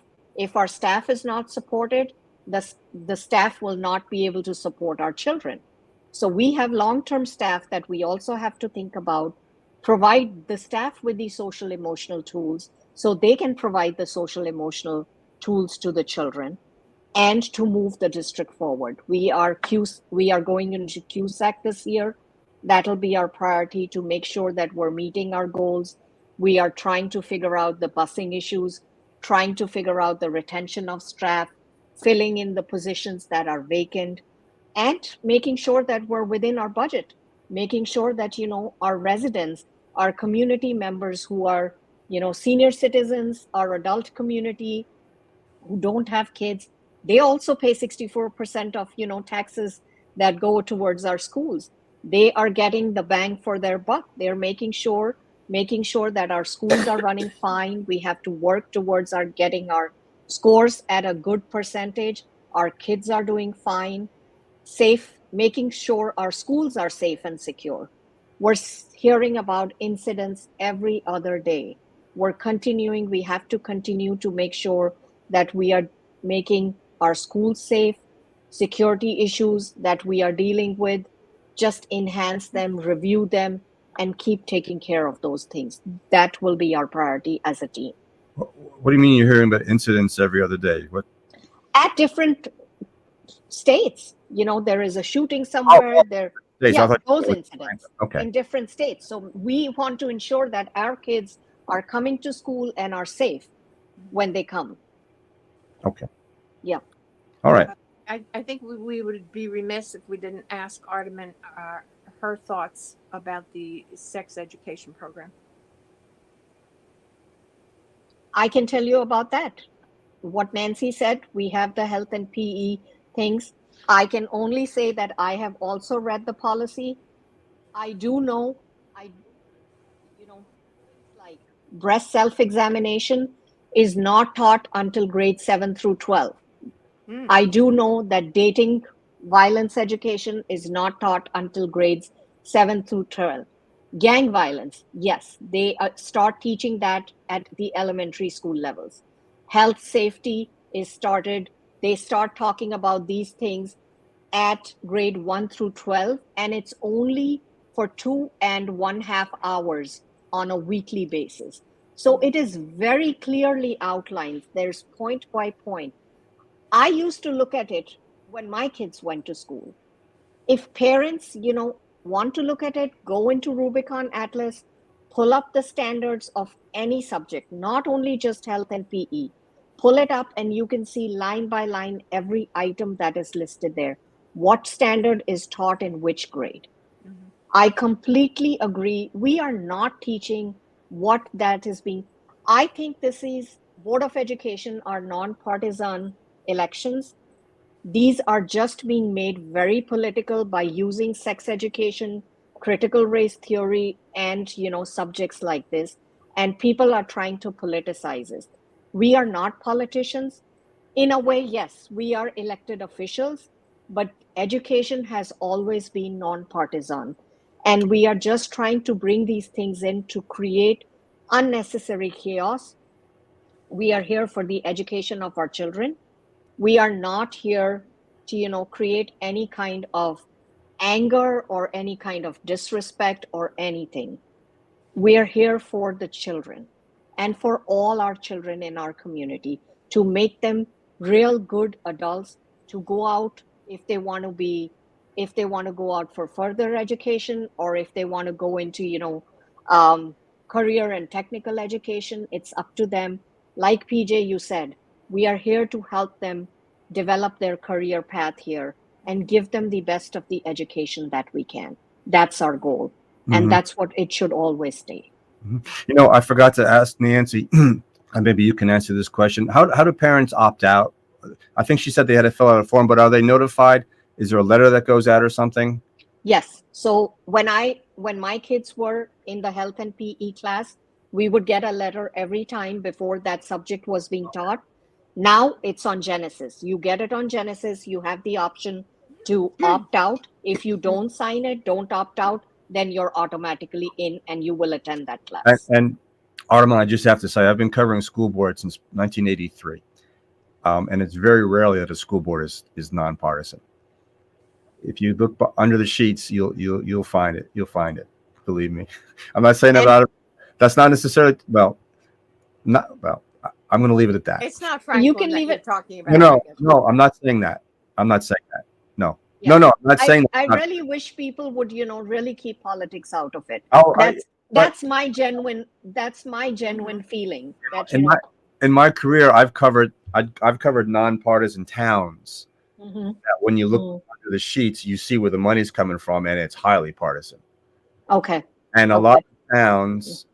But Bill, I really feel like our team is Oh, so I hear. well coordinated and cohesive. I understand what you're We saying, really don't talk about politics and don't bring that in. but a lot of And I feel like I really feel proud of that team, that we work together so well. Okay. When we meet in committee meetings, we discuss things. It's Sure. not that we don't disagree, but we behave as adults. Sure. We want our kids to see how we want our kids to behave. Sure.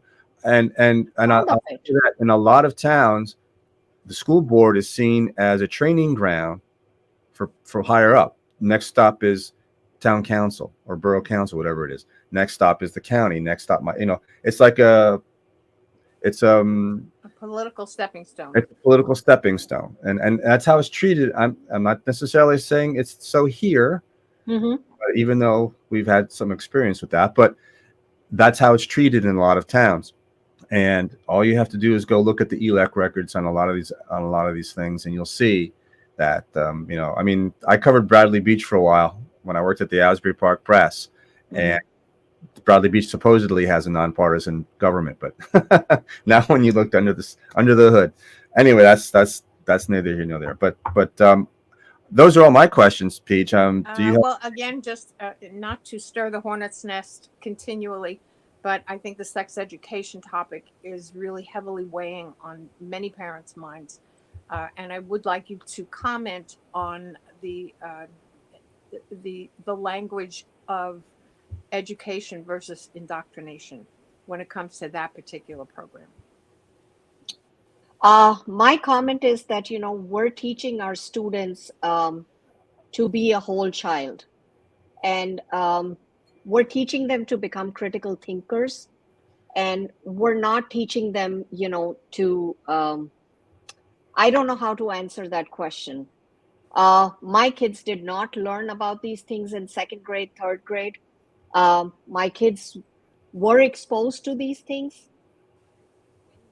The age was appropriate. Mm-hmm. And even today, they probably are exposed to education, LGBTQ plus at an earlier age, but it's because of, things like you said, they watch on media. Mm-hmm. But I think as a parent and as a teacher, it is good to have those conversations with them now. Then they hear it from other peers and other strangers who give them wrong information. And I do feel that teachers are not strangers. Sometimes they will confide into teachers first, then confiding into their parents.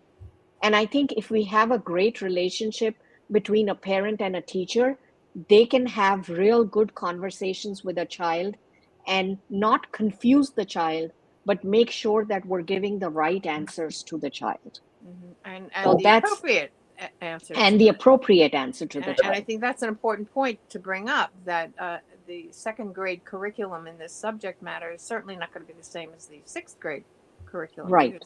There's emotional, physical readiness factors that obviously are taken into consideration.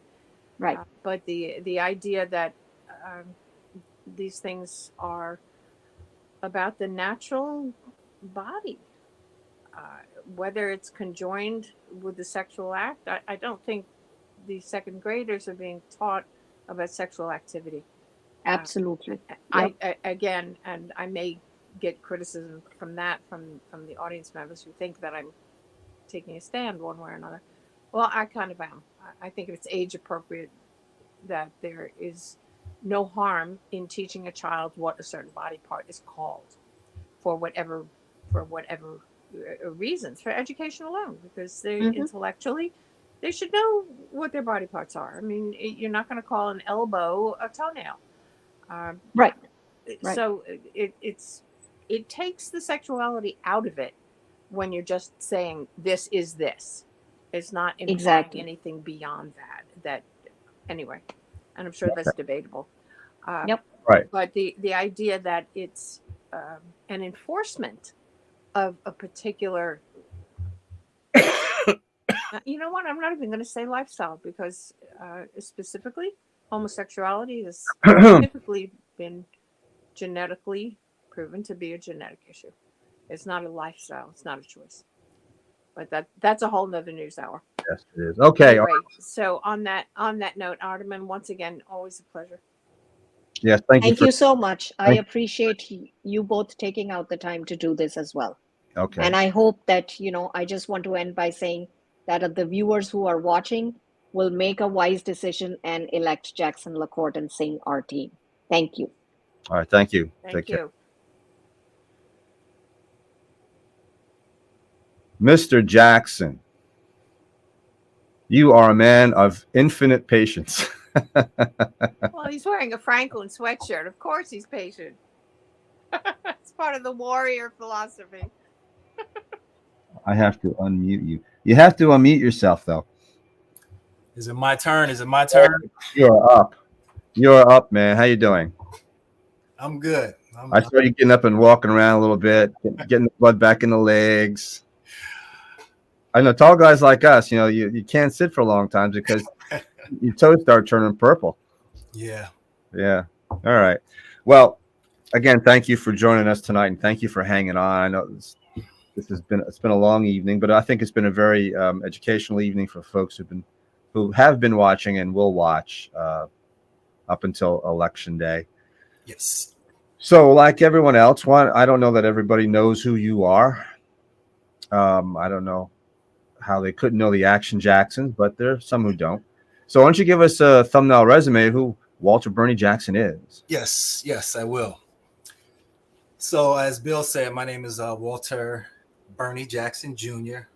I am originally from Cleveland, Ohio. I grew up in East Cleveland, Ohio, where I did not attend public schools. I didn't attend the public school systems. I actually went to private school from K to 8th. And then in high school, I went to all boys Catholic school. Once I graduated from high school, I attended Hampton University in Virginia. I graduated with a BS in management. While in Hampton, I met my beautiful wife, Katina Jackson. We've been married it'll be 25 years next year. We have 3 absolutely amazing daughters. 2 of my oldest, Tiana Joy and Jasmine Monique, are actually in college.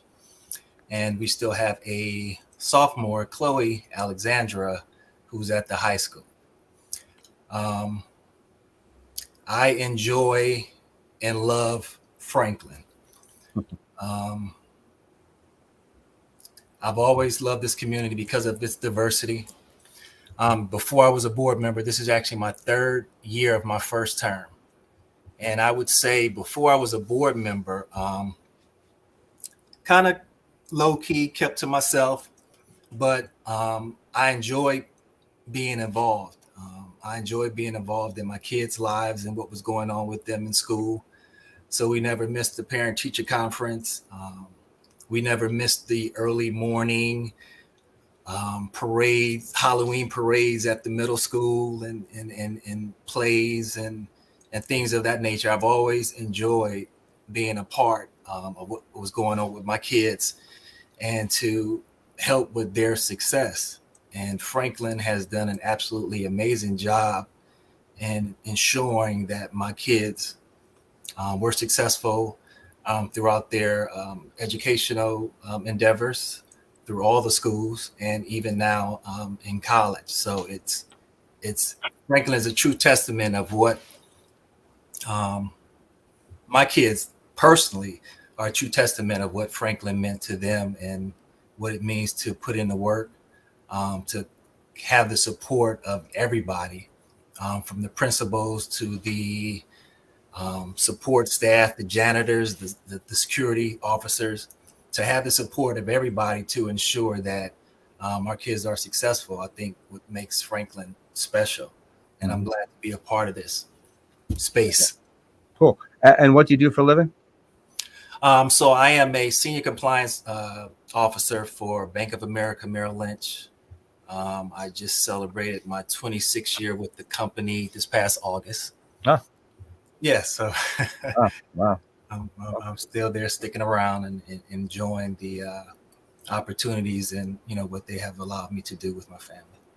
Yeah. And Franklin, if you don't know, Walter's daughter Tiana was a member of the historic. What was it? What year was that? 2019. 2019, yeah, she was a part of Lady Warriors basketball team that set a state record, went undefeated, 34-0, Mm-hmm. right? 34-0 and won the state championship. Yeah, So that's a little bit of history. So what do you think are the top 3 issues facing the district right now? Staffing, of course. Driving through Franklin, you probably see signs that are looking for substitute teachers, because the need is there. I guess that was never, and that's just not Franklin, so that's everywhere. I commend all the teachers that we have in the school system now, because the work that they're doing is absolutely amazing. It's tough. What kids are dealing with nowadays are completely different than when I was growing up. Because first and foremost, when I was growing up, I didn't have one of these. And I didn't have access to literally everything that they have access to. So even if it's not being taught at school, or if it's not something that the parents are teaching them at home, kids are getting access to a lot of things. And I commend teachers for the work that they're doing. So definitely staffing, to try to continue to keep the staff that we have, to encourage some old Franklinites to come back and give back and to be a part of the school system. I'm an advocate of safety.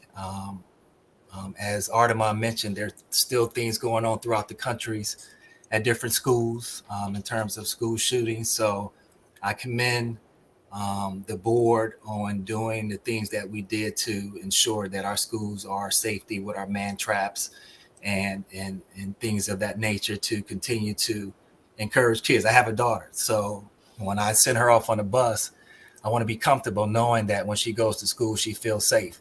She feels safe, it'll be easier for her to sit in class and learn instead of just always glancing at the door wondering. So I commend our district for doing that. And busing is an issue everywhere. But also commend our district and the work that the board has done and will continue to do in terms of trying to work on programs to encourage, say, support staff or some substitute teachers or even other teachers who might want to be certified to drive the bus, and to alleviate some of the issues that we're having with busing, to take care of some of the possible routes for some of the after school programs. So I commend the district for looking into doing that work. Okay. There's been a buzz today about feds releasing some money, well, not some, a whole lot of money, for school districts across the country to buy electric buses. Would you be? Well, I guess the district doesn't own its own buses, does it? No, we work with companies, but that has been conversation to look into electric busing. Yes, that has already been a conversation that we've had. Okay, Paige? Well, let's go back to our favorite topic of the evening, the educating of our kids in the sex education program. That if we haven't emphasized it, it is opt-outable. You do not have to have your child participate in this. But what is your thought? You're a parent of 3 girls. Yes, I am a parent of 3 girls. And I do recall a time when Tiana was younger, and we got the information about what was going to be taught in sex ed, health, and we had the opportunity as parents to have a conversation with the teacher to actually get a glance and look at the material. And at the time, we reviewed the material, looked at the material, was comfortable with the material. And it was also something that we brought back home to discuss with our child personally. I think when it comes to parents and the schools, it's a partnership. So whatever we're discussing or teaching our kids at home in terms of health, sex ed, the school once again is reinforcing that, and I don't think it's a problem at all. And I respect individuals who want to opt out. That's why it is an option. So if it's something that you're not comfortable with, if it's something that you strongly feel that you only want to discuss that with your child at home, then you have the option to opt out. But we never opted out, and it worked for us. It worked for them. Tiana and Jasmine were both involved in Team Pep in the high school, which is the organization that goes around and actually does skits and plays and really gets teenagers involved in what's going on in the world and what they're seeing on different outlets and bringing more light to it and more education to it. So it wasn't a problem for me, but as I said, I do respect individuals who want to take the opt-out route. I'm wondering if the opt-out, although it feels like it gives the illusion of the children not having to be exposed to the information, but if you're the only one whose family is opted out and most of your friends are opting in, you're getting that information. Yeah, you're going to get the information. It's not hidden. It's going to be out there, and your children are going to be discussing it with other children, whether you've opted out or not. Because there's a lot of conversation at recess. So yes, no doubt. And every kid has a cell phone. Yes. All right. When I see 3-year-olds with cell phones, it's mind-boggling. Oh, no. What are the kids? Nonetheless, they have the opportunity then to see things that by the time they're able to articulate, they can point and say, "Mommy, what's this?" Yeah. So the information is there that a decade ago was not as available as it is visually available everywhere now with the advent and the proliferation of cellular technology. It's unavoidable. Again, I'm not trying to bash anybody at all. Please don't take it that way. But the idea of education versus indoctrination, it's both voluntary, it's informational, and it's there to be discussed. Because we're dealing with human bodies. We're dealing with kids who are going to have questions, and why not have the education to make those discussions valid? Yeah, I'm not a teacher, and I am not an educator. So when I send my kids to school, no matter what the subject matter is, I am assuming and trusting that the individual that is teaching them different subjects is a subject expert. And I trust that they're doing their job to the best of their ability to ensure that my kid gets everything that they need to get from that class. And it's worked for me. Like I'm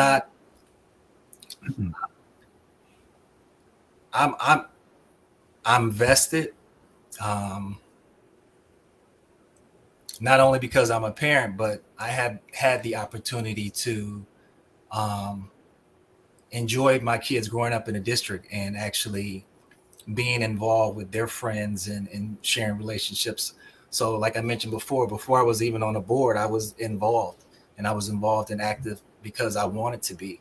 I was involved and active because I believed in Franklin. This past Monday, I celebrated my 50th birthday. Wow. Yes. Happy birthday. Thank you. And I've been in Franklin pretty much half my life. And Franklin's not perfect. No district is perfect. But this last 3 days, I was in Atlantic City at the New Jersey Board of Ed Convention, and just sitting in some of those sessions and hearing what's going on in other districts. I was sticking my chest out about my district and what Franklin is doing and the work that we're doing. And it surprised me that a lot of districts weren't doing some of the work. And a lot of districts, they were scared to be doing some of the work because they were making it political. It's not political with us. We, myself, Nancy, and Artemon, we are partners in passion for our district. We all have especially them. They had numerous years of experience being in this volunteer role. Because for those who don't know, this isn't a paid position. This is my third year, as I mentioned. I think I might have missed this past last week's board meeting. Bill, you probably didn't see me there, but in 3 years, I'm committed. I'm committed to showing up to my personal committee meetings. Nancy, myself, and Artemon were also on the negotiations committee, and we work very hard with the Teachers Association as well as the support staff to ensure the satisfaction of our staff and teachers. So I think we did that, and I want to continue to do the work. Mm-hmm. Where do the kids go whose parents opt them out of that? Do you know are they taken out of the classroom? And that I would have to get back on you on, Bill, because I'm not 100% sure. But what I do know, I kind of heard Marco's comment before. I don't think they're being thrown in the closet. That's not how Franklin operates. So I don't think they're opting out and going in the closet, just looking at the four walls. I don't think that's what's being done. But I can definitely circle back and we can find out. This is okay. So this is the end of your first term. Why do you want to do this again? Oh, what?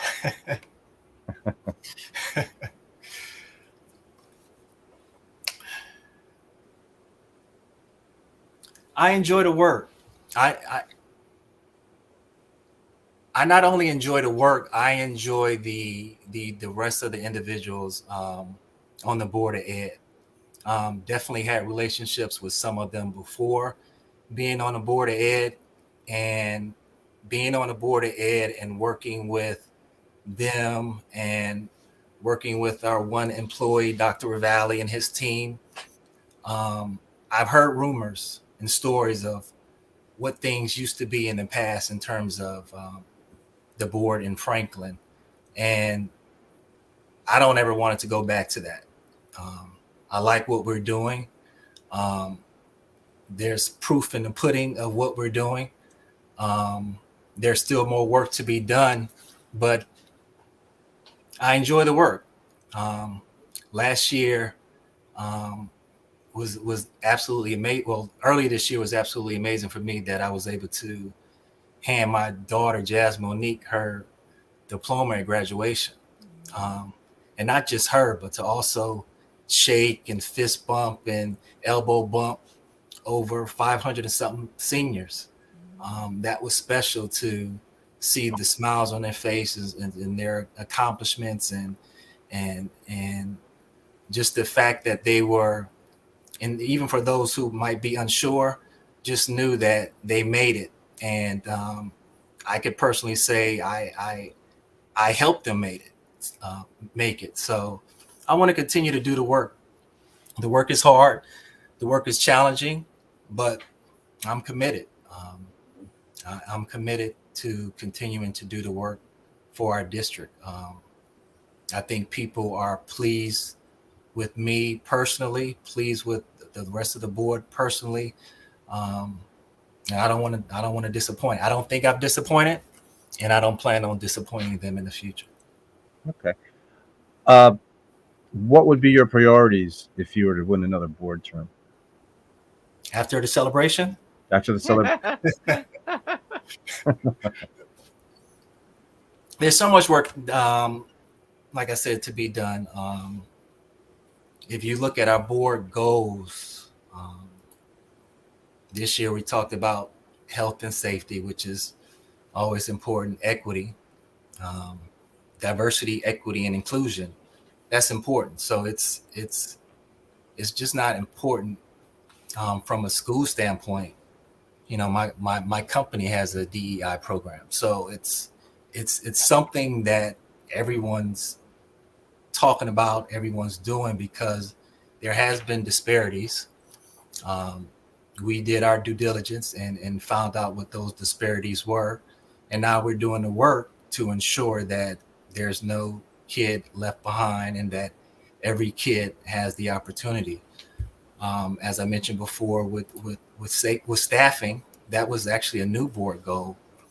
We want to continue to support the staff through high quality professional development and opportunity for growth while resulting and sustaining a diverse, high quality workforce. I think we're doing that. Rigorous programming, we want to continue to do the work with that. Sustainability and green initiatives. You mentioned the possibility of electric busing, definitely something that has already been a conversation. And we want to continue to build the community engagement. I think that's what makes Franklin special is when they say Franklin Strong, they mean Franklin Strong. Mm-hmm. I'm not technically a warrior for life. You know, I didn't go to the Franklin school systems. I wasn't born and raised here, but if you were to cut my wrists, a little blue and gold might come out because I love my district. And I want to continue to support my district in any way that I can. I think now being on the board has allowed me to continue to be in the community like I was before. But this time, if I'm approached or this time if somebody's nudging me because they have a question or issue or concern, now I'm at a place in a platform where I can help that question, concern be answered or resolved, or, you know, at least let them know that somebody hears you and somebody wants to ensure that they can do everything to his power with the rest of the board to ensure that we continue to satisfy the folks in our district. Okay. You talked about inequities before. You said the board did its due diligence, and I think you said found some inequities. Yes. What were those inequities? So, in a lot of those, we're looking at the Black and brown students, right? And a lot of the Black and brown students, unfortunately, weren't getting the same opportunities in a lot of the AP and honors classes, for example. So some of those disparities. And we had a professional come in. They did a data analysis and recognized that there were some disparities. So we took the initiative to ensure that some of those disparities were taken care of. So when we look at diversity, equity, and inclusion, there's a reason why now if you were to go to our district website, you know, we're big on that because that's just not for the students, but that's for the staff as well. So we want to ensure that everybody has a sense of belonging, that everybody feels appreciated and worthy. And I think ensuring that Mr. Plummer and his team continues to do the work in our district with different staff members and board members and students, you know, I think it's a great buy-in for everybody to ensure that, you know, everybody gets the opportunities that everybody should have the opportunities to get. Mm-hmm. Mm-hmm. So what did you find were the barriers for Black and brown students to get into the AP courses? I think in a lot of situations it's just a matter of advanced placement. Yeah, I'm sorry. I think in a lot of, I mean, it's just, I think in a lot of situations, things have just been done somewhat incorrect or wrong for so many years that kids are overlooked. Kids are overlooked. And in a lot of cases, those kids that are overlooked are the Black and brown kids in certain situations. And I appreciate our district for recognizing and noticing that. And I appreciate our district for holding our teachers and making them accountable to change the narrative. When my girls, especially Tiana, I don't think she was even considering taking AP classes until at the time a principal brought it to her attention. And when he brought it to her attention, it was definitely something that wasn't discussed with her before. I think now we're doing things different, where it is something discussed in the classrooms with the students to give them the opportunities to challenge themselves. So it was an issue where teachers or guidance counselors weren't telling Black and brown kids that, hey, why don't you try it? Why don't you sign up for this AP class? I don't know specifically what the I'm not going to say specifically that's what it was, but I know with the study there were some disparities. You can actually see, okay, these are the number of Black and brown kids taking AP classes versus this is the number of this group taking AP classes. So now what can we do to ensure that the level of individuals taking AP classes are on the same and equal slate? And have you made any progress in that? Yeah, I know. If you want to, I know Dr. Dan Logren does a great job when he goes through his curriculum report of the different things that's going on. And I definitely believe that that's something in there that actually gives a nice breakdown of what's going on, not just with AP and honors classes, but all the levels in the schools. Okay. Well, I do want to applaud the board for, I think it may have been 2 years ago, where there was an actual acknowledgement that systemic racism absolutely existed, and the acknowledgement that it has manifested in programs such as advanced placement, of course, being offered to every student, if that is the direction that's appropriate. Yeah, and I see, just to briefly respond to Mr. Bruno, did these kids qualify academically or not? Yeah, they did qualify. You know, just like, unfortunately, in certain situations, certain individuals do qualify for a certain job, and so there are things to deny that there are issues. Then we're not trying to resolve or fix the problem, but we did recognize the problem and we're trying to fix it. Like I mentioned before, there's districts that are trying to avoid talking about diversity, equity, and inclusion. We can't avoid something. So even if it's as diverse as our district is, we can't ignore the world problem. Because if we ignore the world problem and act like because this isn't an issue in our district, then what's going to happen when our kids leave our district and go into the real world? It's like, where was this all these years? No, it's for those who know personally, you know my story. So it's important. I mean, it's it's important. Yeah. So there were kids who, minority kids who, well, actually, Franklin is a minority school, isn't it? At least in the high school. Yeah, the high school. Yeah.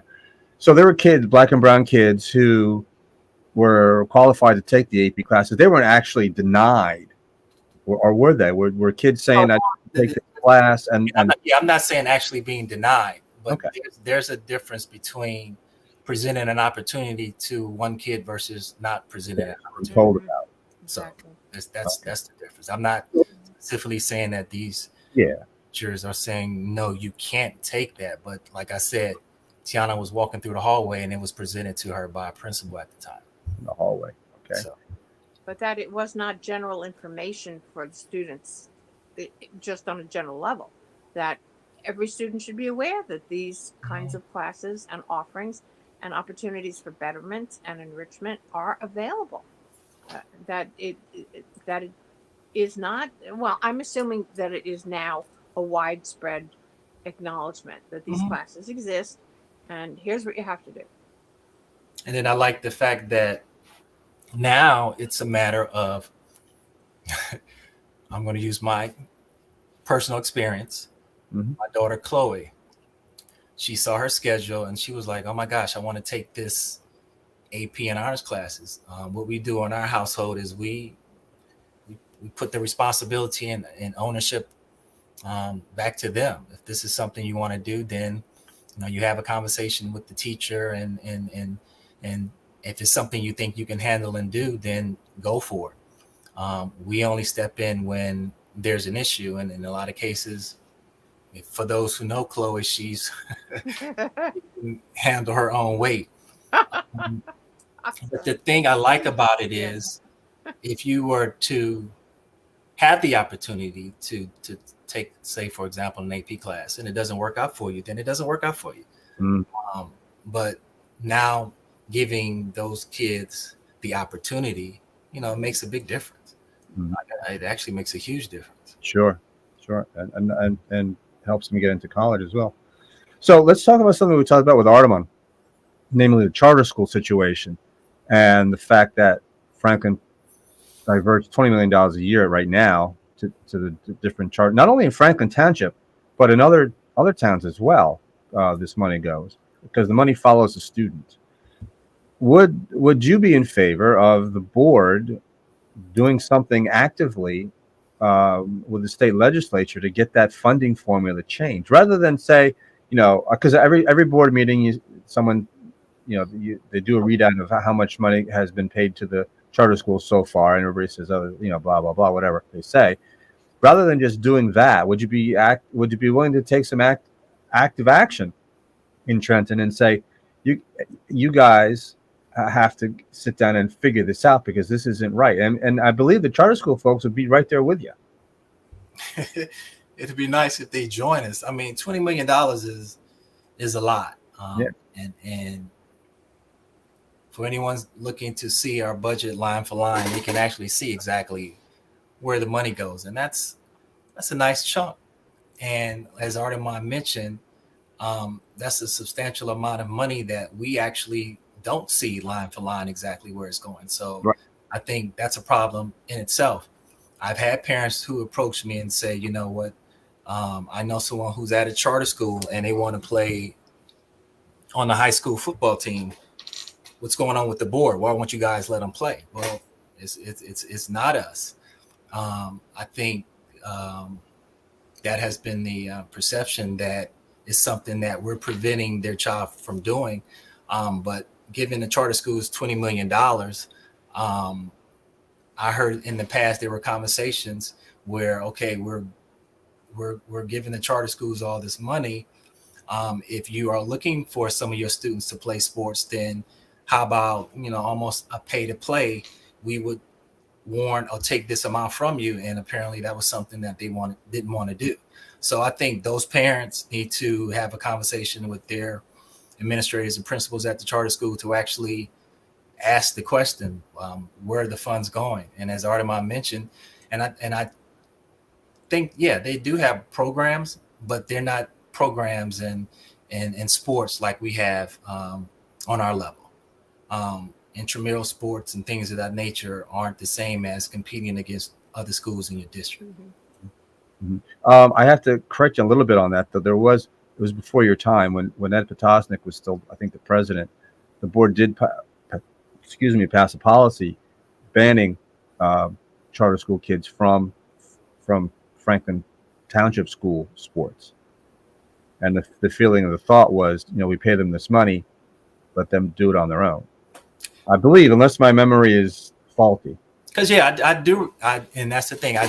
I do recall someone mentioning that it was something that was done before, but if we're giving these schools all this funding and not getting anything back to support the kids that they're sending over, then who does it hurt? Yeah. Right. So, okay. So again, you guys would be willing? So I would be willing. Every parent has the right to send their kid wherever they want to send them. So I'm not an advocate for charter schools, because my kids, like I said, have been very successful in the Franklin public school system. I grew up, as I mentioned, and I attended a Catholic all-boys school. So did I. Only because East Cleveland public school system, where my mom was a teacher, was nothing to play with, and she wanted to ensure that I was able to focus and concentrate and get the education that I needed. So that's why that happened for me. Possibly two things I would like to see exactly what's going on with the money that we're sending to charter schools from their end. And once that's done, I would love to, yes, if we could decrease some of that amount so we can keep it in our school systems, I think that would be absolutely great. So yes, of course I would continue to fight the fight, because I heard this has been a fight Long time. for a very long time. So charter school parents who are interested in doing that should contact Walter Jackson. And no, don't contact. don't contact Walter Jackson. If you want to contact me, that's fine. We can fight the good fight together. But That's what I'm talking about. yeah, I think those parents, just like with our parents in our school district, if you have questions, issues, or concerns, there are a ton of individuals that can give you the answers that you're looking for. I think if those parents have questions, issues, or concerns, they should be able to see a line for line budget just like our parents can. Mm-hmm. Okay. What is if I'm a charter school parent, what is the advantage to me and my charter school to have that budget trimmed? You say, what is that? To reevaluate $20 million that is given to my charter school where my children go to school. There are only 2 of them in Franklin Township. That's $10 million apiece if it's divided in that way. Yeah. Uh-huh. What would be the advantage to any parent in the charter school to want to see that money reallocated elsewhere? So, as I mentioned before seeing it reallocated, it would be nice for those parents in the charter schools to see where their money's going. So just like I can see where our money's going in our budget, I think it's important that they can see where the money's going, especially for those parents who are having issues and concerns and questions and are upset and angry because their kids are not getting all the same opportunities as some of the public school kids in terms of sports. Mm-hmm. So if I'm, as Armand mentioned, with a lot of their after school activities, if I know that my school is getting all these funds, then why am I spending additional resources to pay for extracurricular activities at school? Because as a parent of 3 daughters, I can't recall too many times that I've paid for extracurricular activities. I haven't, that my kids have done. Of course, the Booster Club and everybody else does an amazing job to help raise funds to support different sport programs. But to personally say, okay, your child wants to do X, Y, and Z, you need to spend additional funds. I would want to know why, especially after looking at the budget. So the level of funding. Yeah. Exactly. Right. Exactly. All right. Bottom line, why should people vote for Walter Bernie Jackson? Bottom line, I think I'm a pretty nice guy. I think that it for me personally, I think it makes a difference that you're not. I want people to know they're not fighting this fight alone. I want people to know that I also have somebody in the school system. I'm a parent, so I want what's best for my child, and I don't only want what's best for her. I want to continue to want what's best for her friends and her friends' parents and the teaching staff and the support staff. When I walk around Franklin, I feel that I have gained the respect of a lot of folks because I'm just who I am. I'm honest, I'm real, I'm friendly, but I'm also doing the work behind the scenes that a lot of people aren't actually privy to, seeing the work that we do. But we're doing the work, and I love doing the work. And as I mentioned before, it's a volunteer job. Like it's volunteer. And I believe that being on the board of ed is not for the weak, but I do believe that I have been worthy to be selected by those who voted for me 3 years ago. I just want the opportunity to continue to do the work. Jackson, LaCour, and Singh, we ran 3 years ago. We won 3 years ago. And if you go to our website, it's evident during COVID. Like, I became a board member during COVID. Mm-hmm. That was tough. Just right off the bat, that was, during COVID. I'm a board member, and these are all the different things that we have to go to go Mhm. through. And going through that, like I said, not just with my child, but with every child in the district, it was a challenge.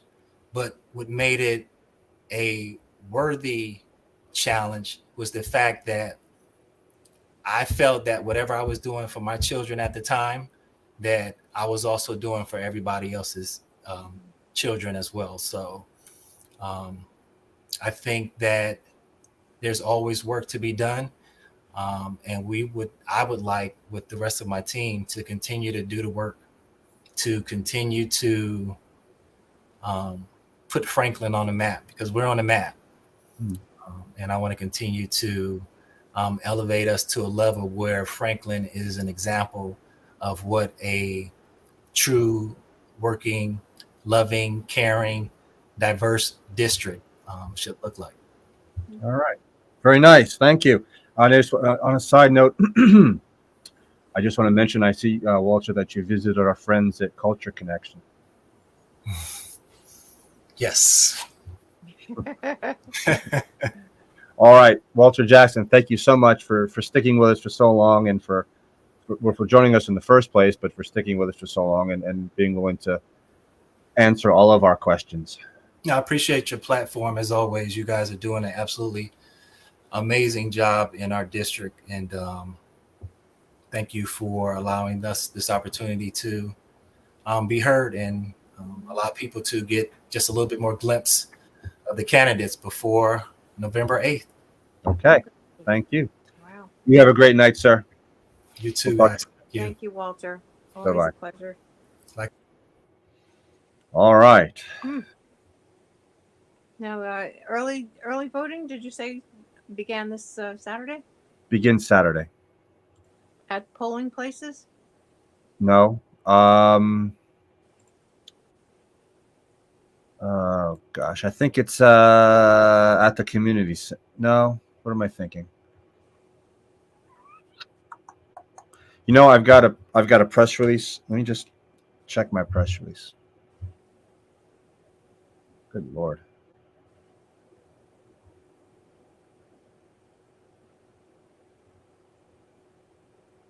Early voting begins Saturday. Yes, at the community center on DeMott Lane, the senior community center on DeMott Lane. That's where our early voting place is. 10 a.m. to 8 p.m. Monday through Saturday, and 10 a.m. to 6 p.m. on Sundays. And that will be from October 29th to November 6th. And there you have it, Franklin. There You you have get it. a jump on whoever it is that you feel most strongly about. And we had quite an array of opinion and direction tonight. We're in good hands. Yes. No matter who either retains or gains a Yeah. seat. I think everyone who presented their opinions is something valid and valuable to contribute. Yeah. It was a good session. It was long. It wasn't a news hour. It was a news hour. News hour and almost. But you know what? We needed to. I didn't want to. I purposely did not want to say, okay, you've got 5 minutes. Exactly. This question in 5 minutes, because sometimes you can't answer a question in 5 minutes, and then sometimes, as happened, people's answers spur other questions. So I want to be able to give people, and this is our, this is the luxury that we have with this format, as opposed to a written, where I used to send people out questionnaires, and I'd ask them, and then they'd type it in, and then I'd have more questions, but I didn't want to ask them, because I didn't want to ask all the candidates the same question that only pertained to one person. So, you didn't get a full story. You just got a little bit of glimpse of who the people are. And it's better to be able to see people, to hear them, to see their body language, just to feel who they are. Yeah. The nuance of the individual is so important. And see how they react when you ask them a certain question that might be uncomfortable. So that's all important. And the bottom line is to make people more informed voters. And Franklin, we do not, and we will not endorse. And that's been my philosophy as long as I've been an editor, or wherever I've been an editor. It's not just been here in Franklin. I've been an editor in other places. I don't endorse. And as someone once said to me when I was a little kid, Mr. Leroy Ball, and I remember one in the early 1970s, I asked him on election day, "Hey, who'd you vote?" I was just a little kid. "Who'd you vote for?" And he looks at me and he had this pipe he always carried. And he took his pipe out of his mouth and he said, "Billy, there's a reason there's a curtain on those machines." Well So, said. yep. So Well said. we don't endorse. We just give out the information. You guys make up your own minds. Mm-hmm. You're adults. Anyway, I thought this was a really good conversation, and I'm I think so too. glad I who think we it was an interesting array of factoids and opinions, and there's such a diversity of thought, yet there's the cohesiveness of them all being on the same page, which I Right. think is sick. And I would include the challenger Marco Bruno in that statement as well.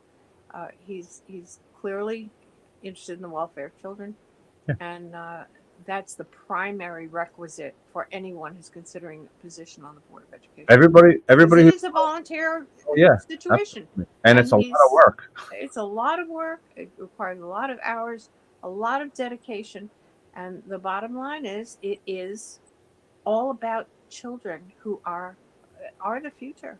They're Yeah. absolutely the future. And if it is 65% of your tax dollar, at the end of the line, the kids who are 16 now are going to be the citizens who perhaps will also fill vacancies on boards of education in the future. And their baselines will have been shaped by discussions such as these tonight. So I'm just I'm really grateful that we have so many parents and communicators within our system who do want to serve in this unpaid volunteer capacity and give them so much of their time and their intellect and their heart to doing so. Yeah, and it can be a thankless job. And I think that all the candidates, well, let's put it this way: the candidates who appeared tonight, I'm able to make this conclusion about. The other two I can't because they weren't here. But I think the candidates who appeared here tonight all have thought out their positions. And now it's just up to the people who are going to vote for them whether or not they agree with those positions. That's just the bottom line. I mean, and our job is to give them that information, and their job, and it is a job because democracy is not easy, and it's not convenient sometimes, and we have to do what we have to do. But it's their job to make up their minds and go into that booth and push those buttons or whatever it is we do now. I don't even remember, but I'll probably be there one of those early voting days just to do it, because election day is going to be. I think election day is going to be a little nutty. So, well, Saturday, if we're planning on doing anything Saturday, that is a booming day for events true. for the Franklin Reporter and Advocate. So we are frequently. Nobody wants us to have a week. People are surprised. I can't tell you how many times during the course of a week or a meeting that someone does not say, "You guys are everywhere. How do you do it? How do you do it? You're at the council meetings. You're at Board of Ed meetings. You're at library openings. You do charitable events for the food bank. You go to petting zoos. Whatever it is, if it's Franklin, our premise 9 years ago was bringing Franklin to the best of our ability. And yes, it's just the two of us doing it. And yes, we do that. We do get to a lot of events, and Saturday is not going to be an exception. I think there are 2 trunk or treat celebrations, one at the youth center, one on Hamilton Street. Now the early voting, I'm sure will be at a couple of those places, or the one place, the youth center. Yeah. And there's also the event that's happening at the Ukraine Center, which is it's an interesting craft-based networking small business event organized by a Franklinite. His name is Michelle Little, and she's managed to put together a plethora of vendors who are there to network with other small businesses. So again, that's at the Ukraine Center if you want to pop into that. And then of course you cannot miss trunk or treat. That is so much fun. No one trick or treats anymore. It's all trunk or treat. I don't get that. It's become so much more convenient. I personally hated trick or treating. Oh, I liked it. I thought it was fun. To me, it was like begging for food, and I just, I'm not. Oh, I know. I get it. It was the opportunity to dress up. And I hated put on those stupid. When I was a kid, we had those stupid costumes of those plastic or whatever the material was, face masks. You couldn't breathe. Oh no! I never wore those stupid ears. masks. I always had princess costumes or something like that, and somebody usually made it for me. I know. I never wore a plastic mask. I had Batman. I hated those. I was Batman and Superman most of the time. Oh yeah. I was a medieval princess more times than I can count, with those pointed cone hats that had the veil. Yeah. And I was a wicked witch a couple of times.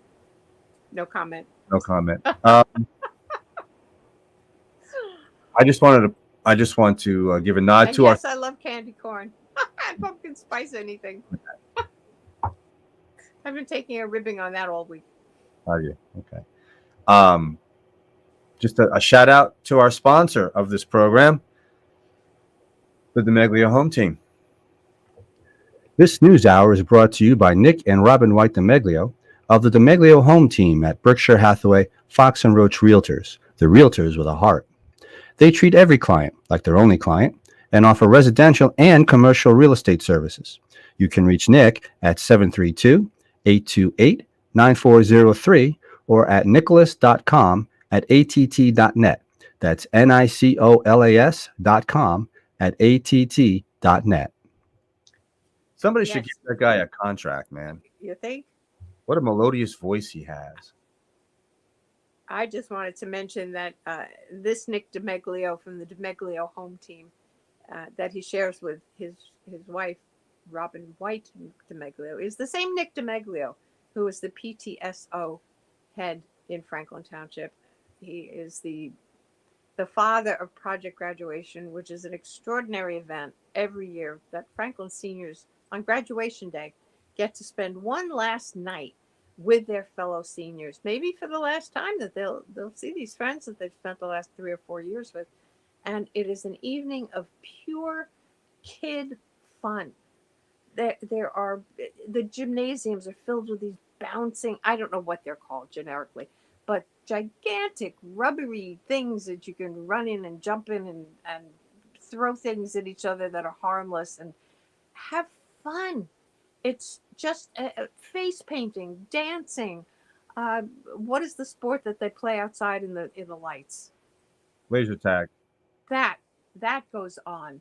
There is food from beginning to end. It starts, I think, around 9:30 and goes all the way to almost 4 a.m. where the changing of the food guard becomes breakfast. But all night long, it is just a gigantic party, and the intent is to keep kids safe, where parents don't have to worry that after graduation their kids are going to be involved with alcohol and get behind the wheel of a car in an effort to celebrate what they've just achieved. Here they have the opportunity to celebrate in a safe, controlled environment where parents can feel like, wow, my kids are going to have a great time. They've earned this celebration. They've earned this fun. They're going to get fed. They're going to dance. They're going to have a great time. And this was developed by that very same Nick DeMeglio. And of course, he's not the only one involved. He's got a tremendous, stellar team every step of the way. They hold several different opportunities for clothing drives to raise funds. But anyway, this is the same Nick DeMeglio. Right. But he actually inherited it from other people, but he grew Well, it. yes, he's shepherded it to a degree that has become really stellar. All right. So if anybody's still watching, congratulations. Yes. We sent out a little challenge at last night's news hour just to see if you're still watching after our guests have left. I don't think anyone rose to that challenge. No one has yet. No. Okay. Anyway, to get the most complete, thorough report on what's going on in Did I Franklin. say had rose? Did you? I don't know. You may have. Had ridden? Had risen? Has rizzed. Forgive me if I was grammatically incorrect. He has rizzed. What was I going to say? I've lost my train of thought. I'm punchy. I haven't had food. Uh, You were going to say that for the most complete Franklin Reporter and Advocate News on a daily basis, covering Franklin like no one else. Right. can. FranklinReporter.com. There you go. There you go. And if you have tips, if you have complaints, if you have compliments, you can send them to me at editor@franklinreporter.com. If you And if you have events that you would like us to Events. cover, Yes. please don't wait till 5 minutes before your event and shoot us an email. Oh, we By the forgot to tell you, but It's- yeah, and it happens a lot, and It we'll happens. do our best to include stuff that comes in at the last minute.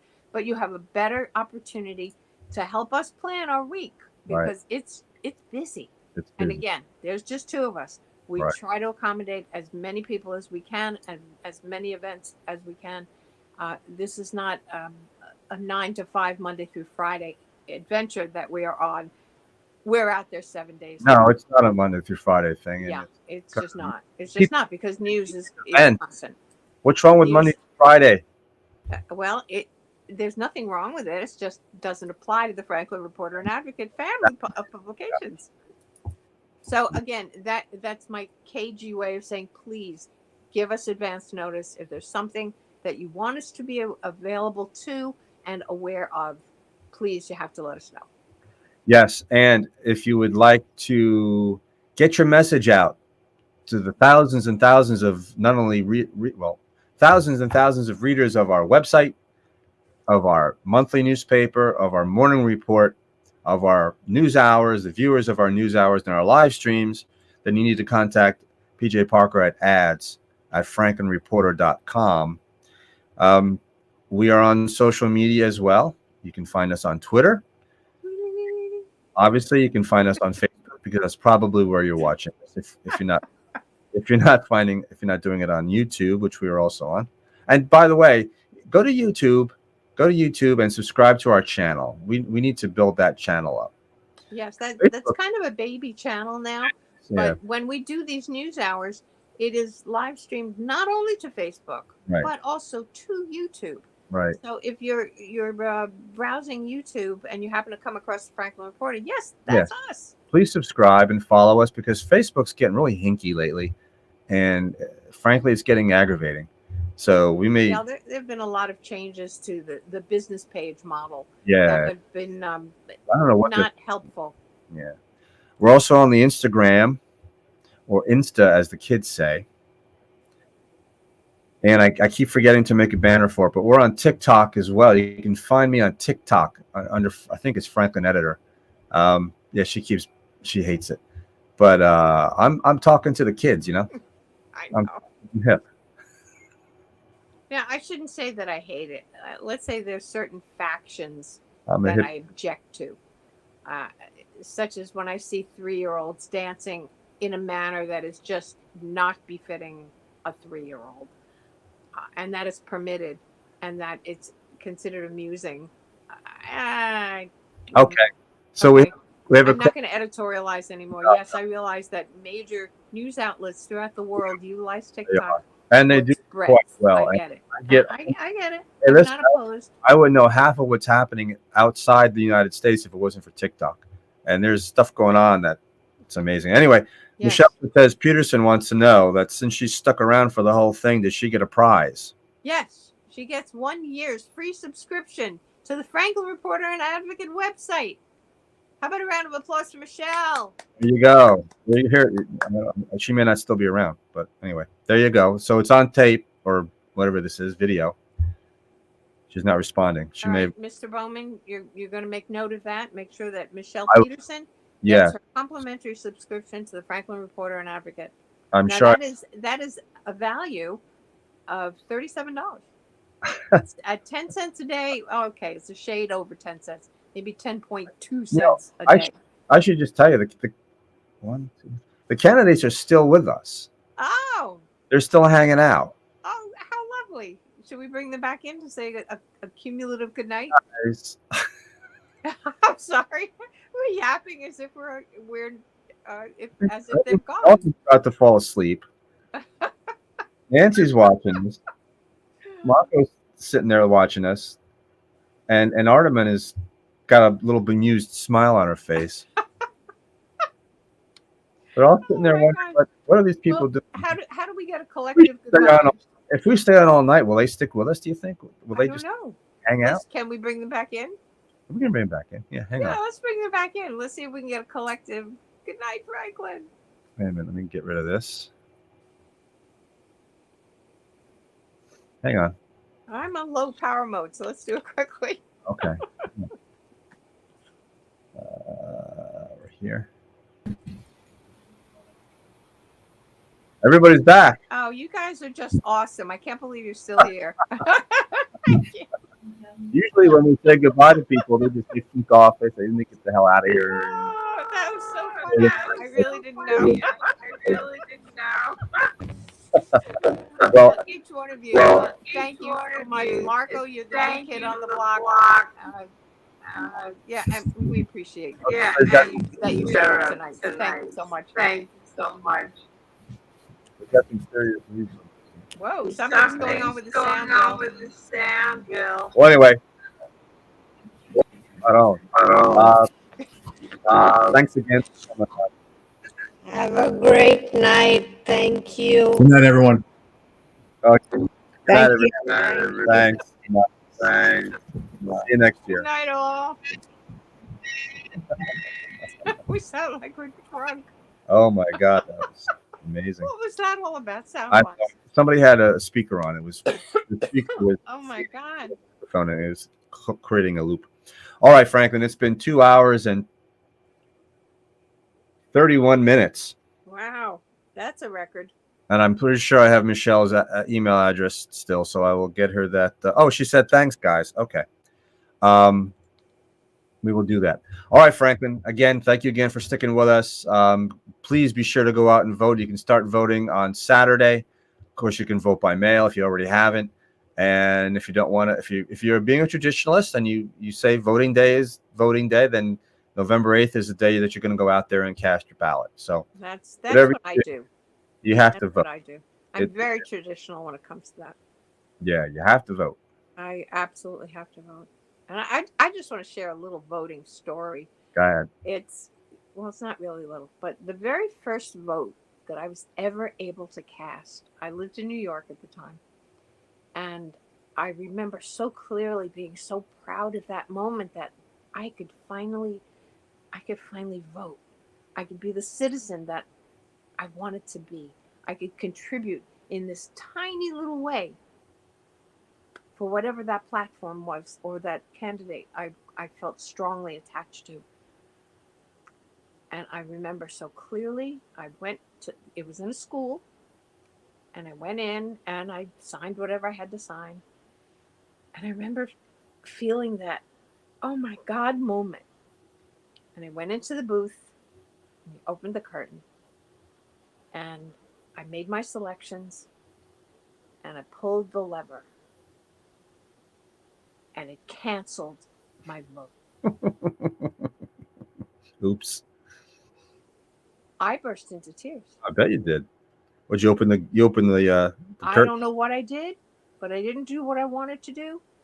And I was so, I opened the curtain and I was yelling for somebody to please help me. This wasn't supposed to happen. I don't know what I did wrong. But the level, it was beyond disappointment. I felt like I had let down my country. That I had made such a mistake somehow to invalidate the very first vote that I was entrusted with. I'll never forget it. I take the privilege of voting very, very seriously. Absolutely. Yep. And Very seriously. it is a privilege, and it can be revoked. And that I must go on the day. I'm not ever going to do a mail-in unless for some reason I'm incapacitated. But that's that it's a sacred day. It's a sacred trust for each one of us, and especially in a small town such as Franklin, where every single vote is essential. Sometimes a race is won by 10 votes. Your vote counts, Franklin.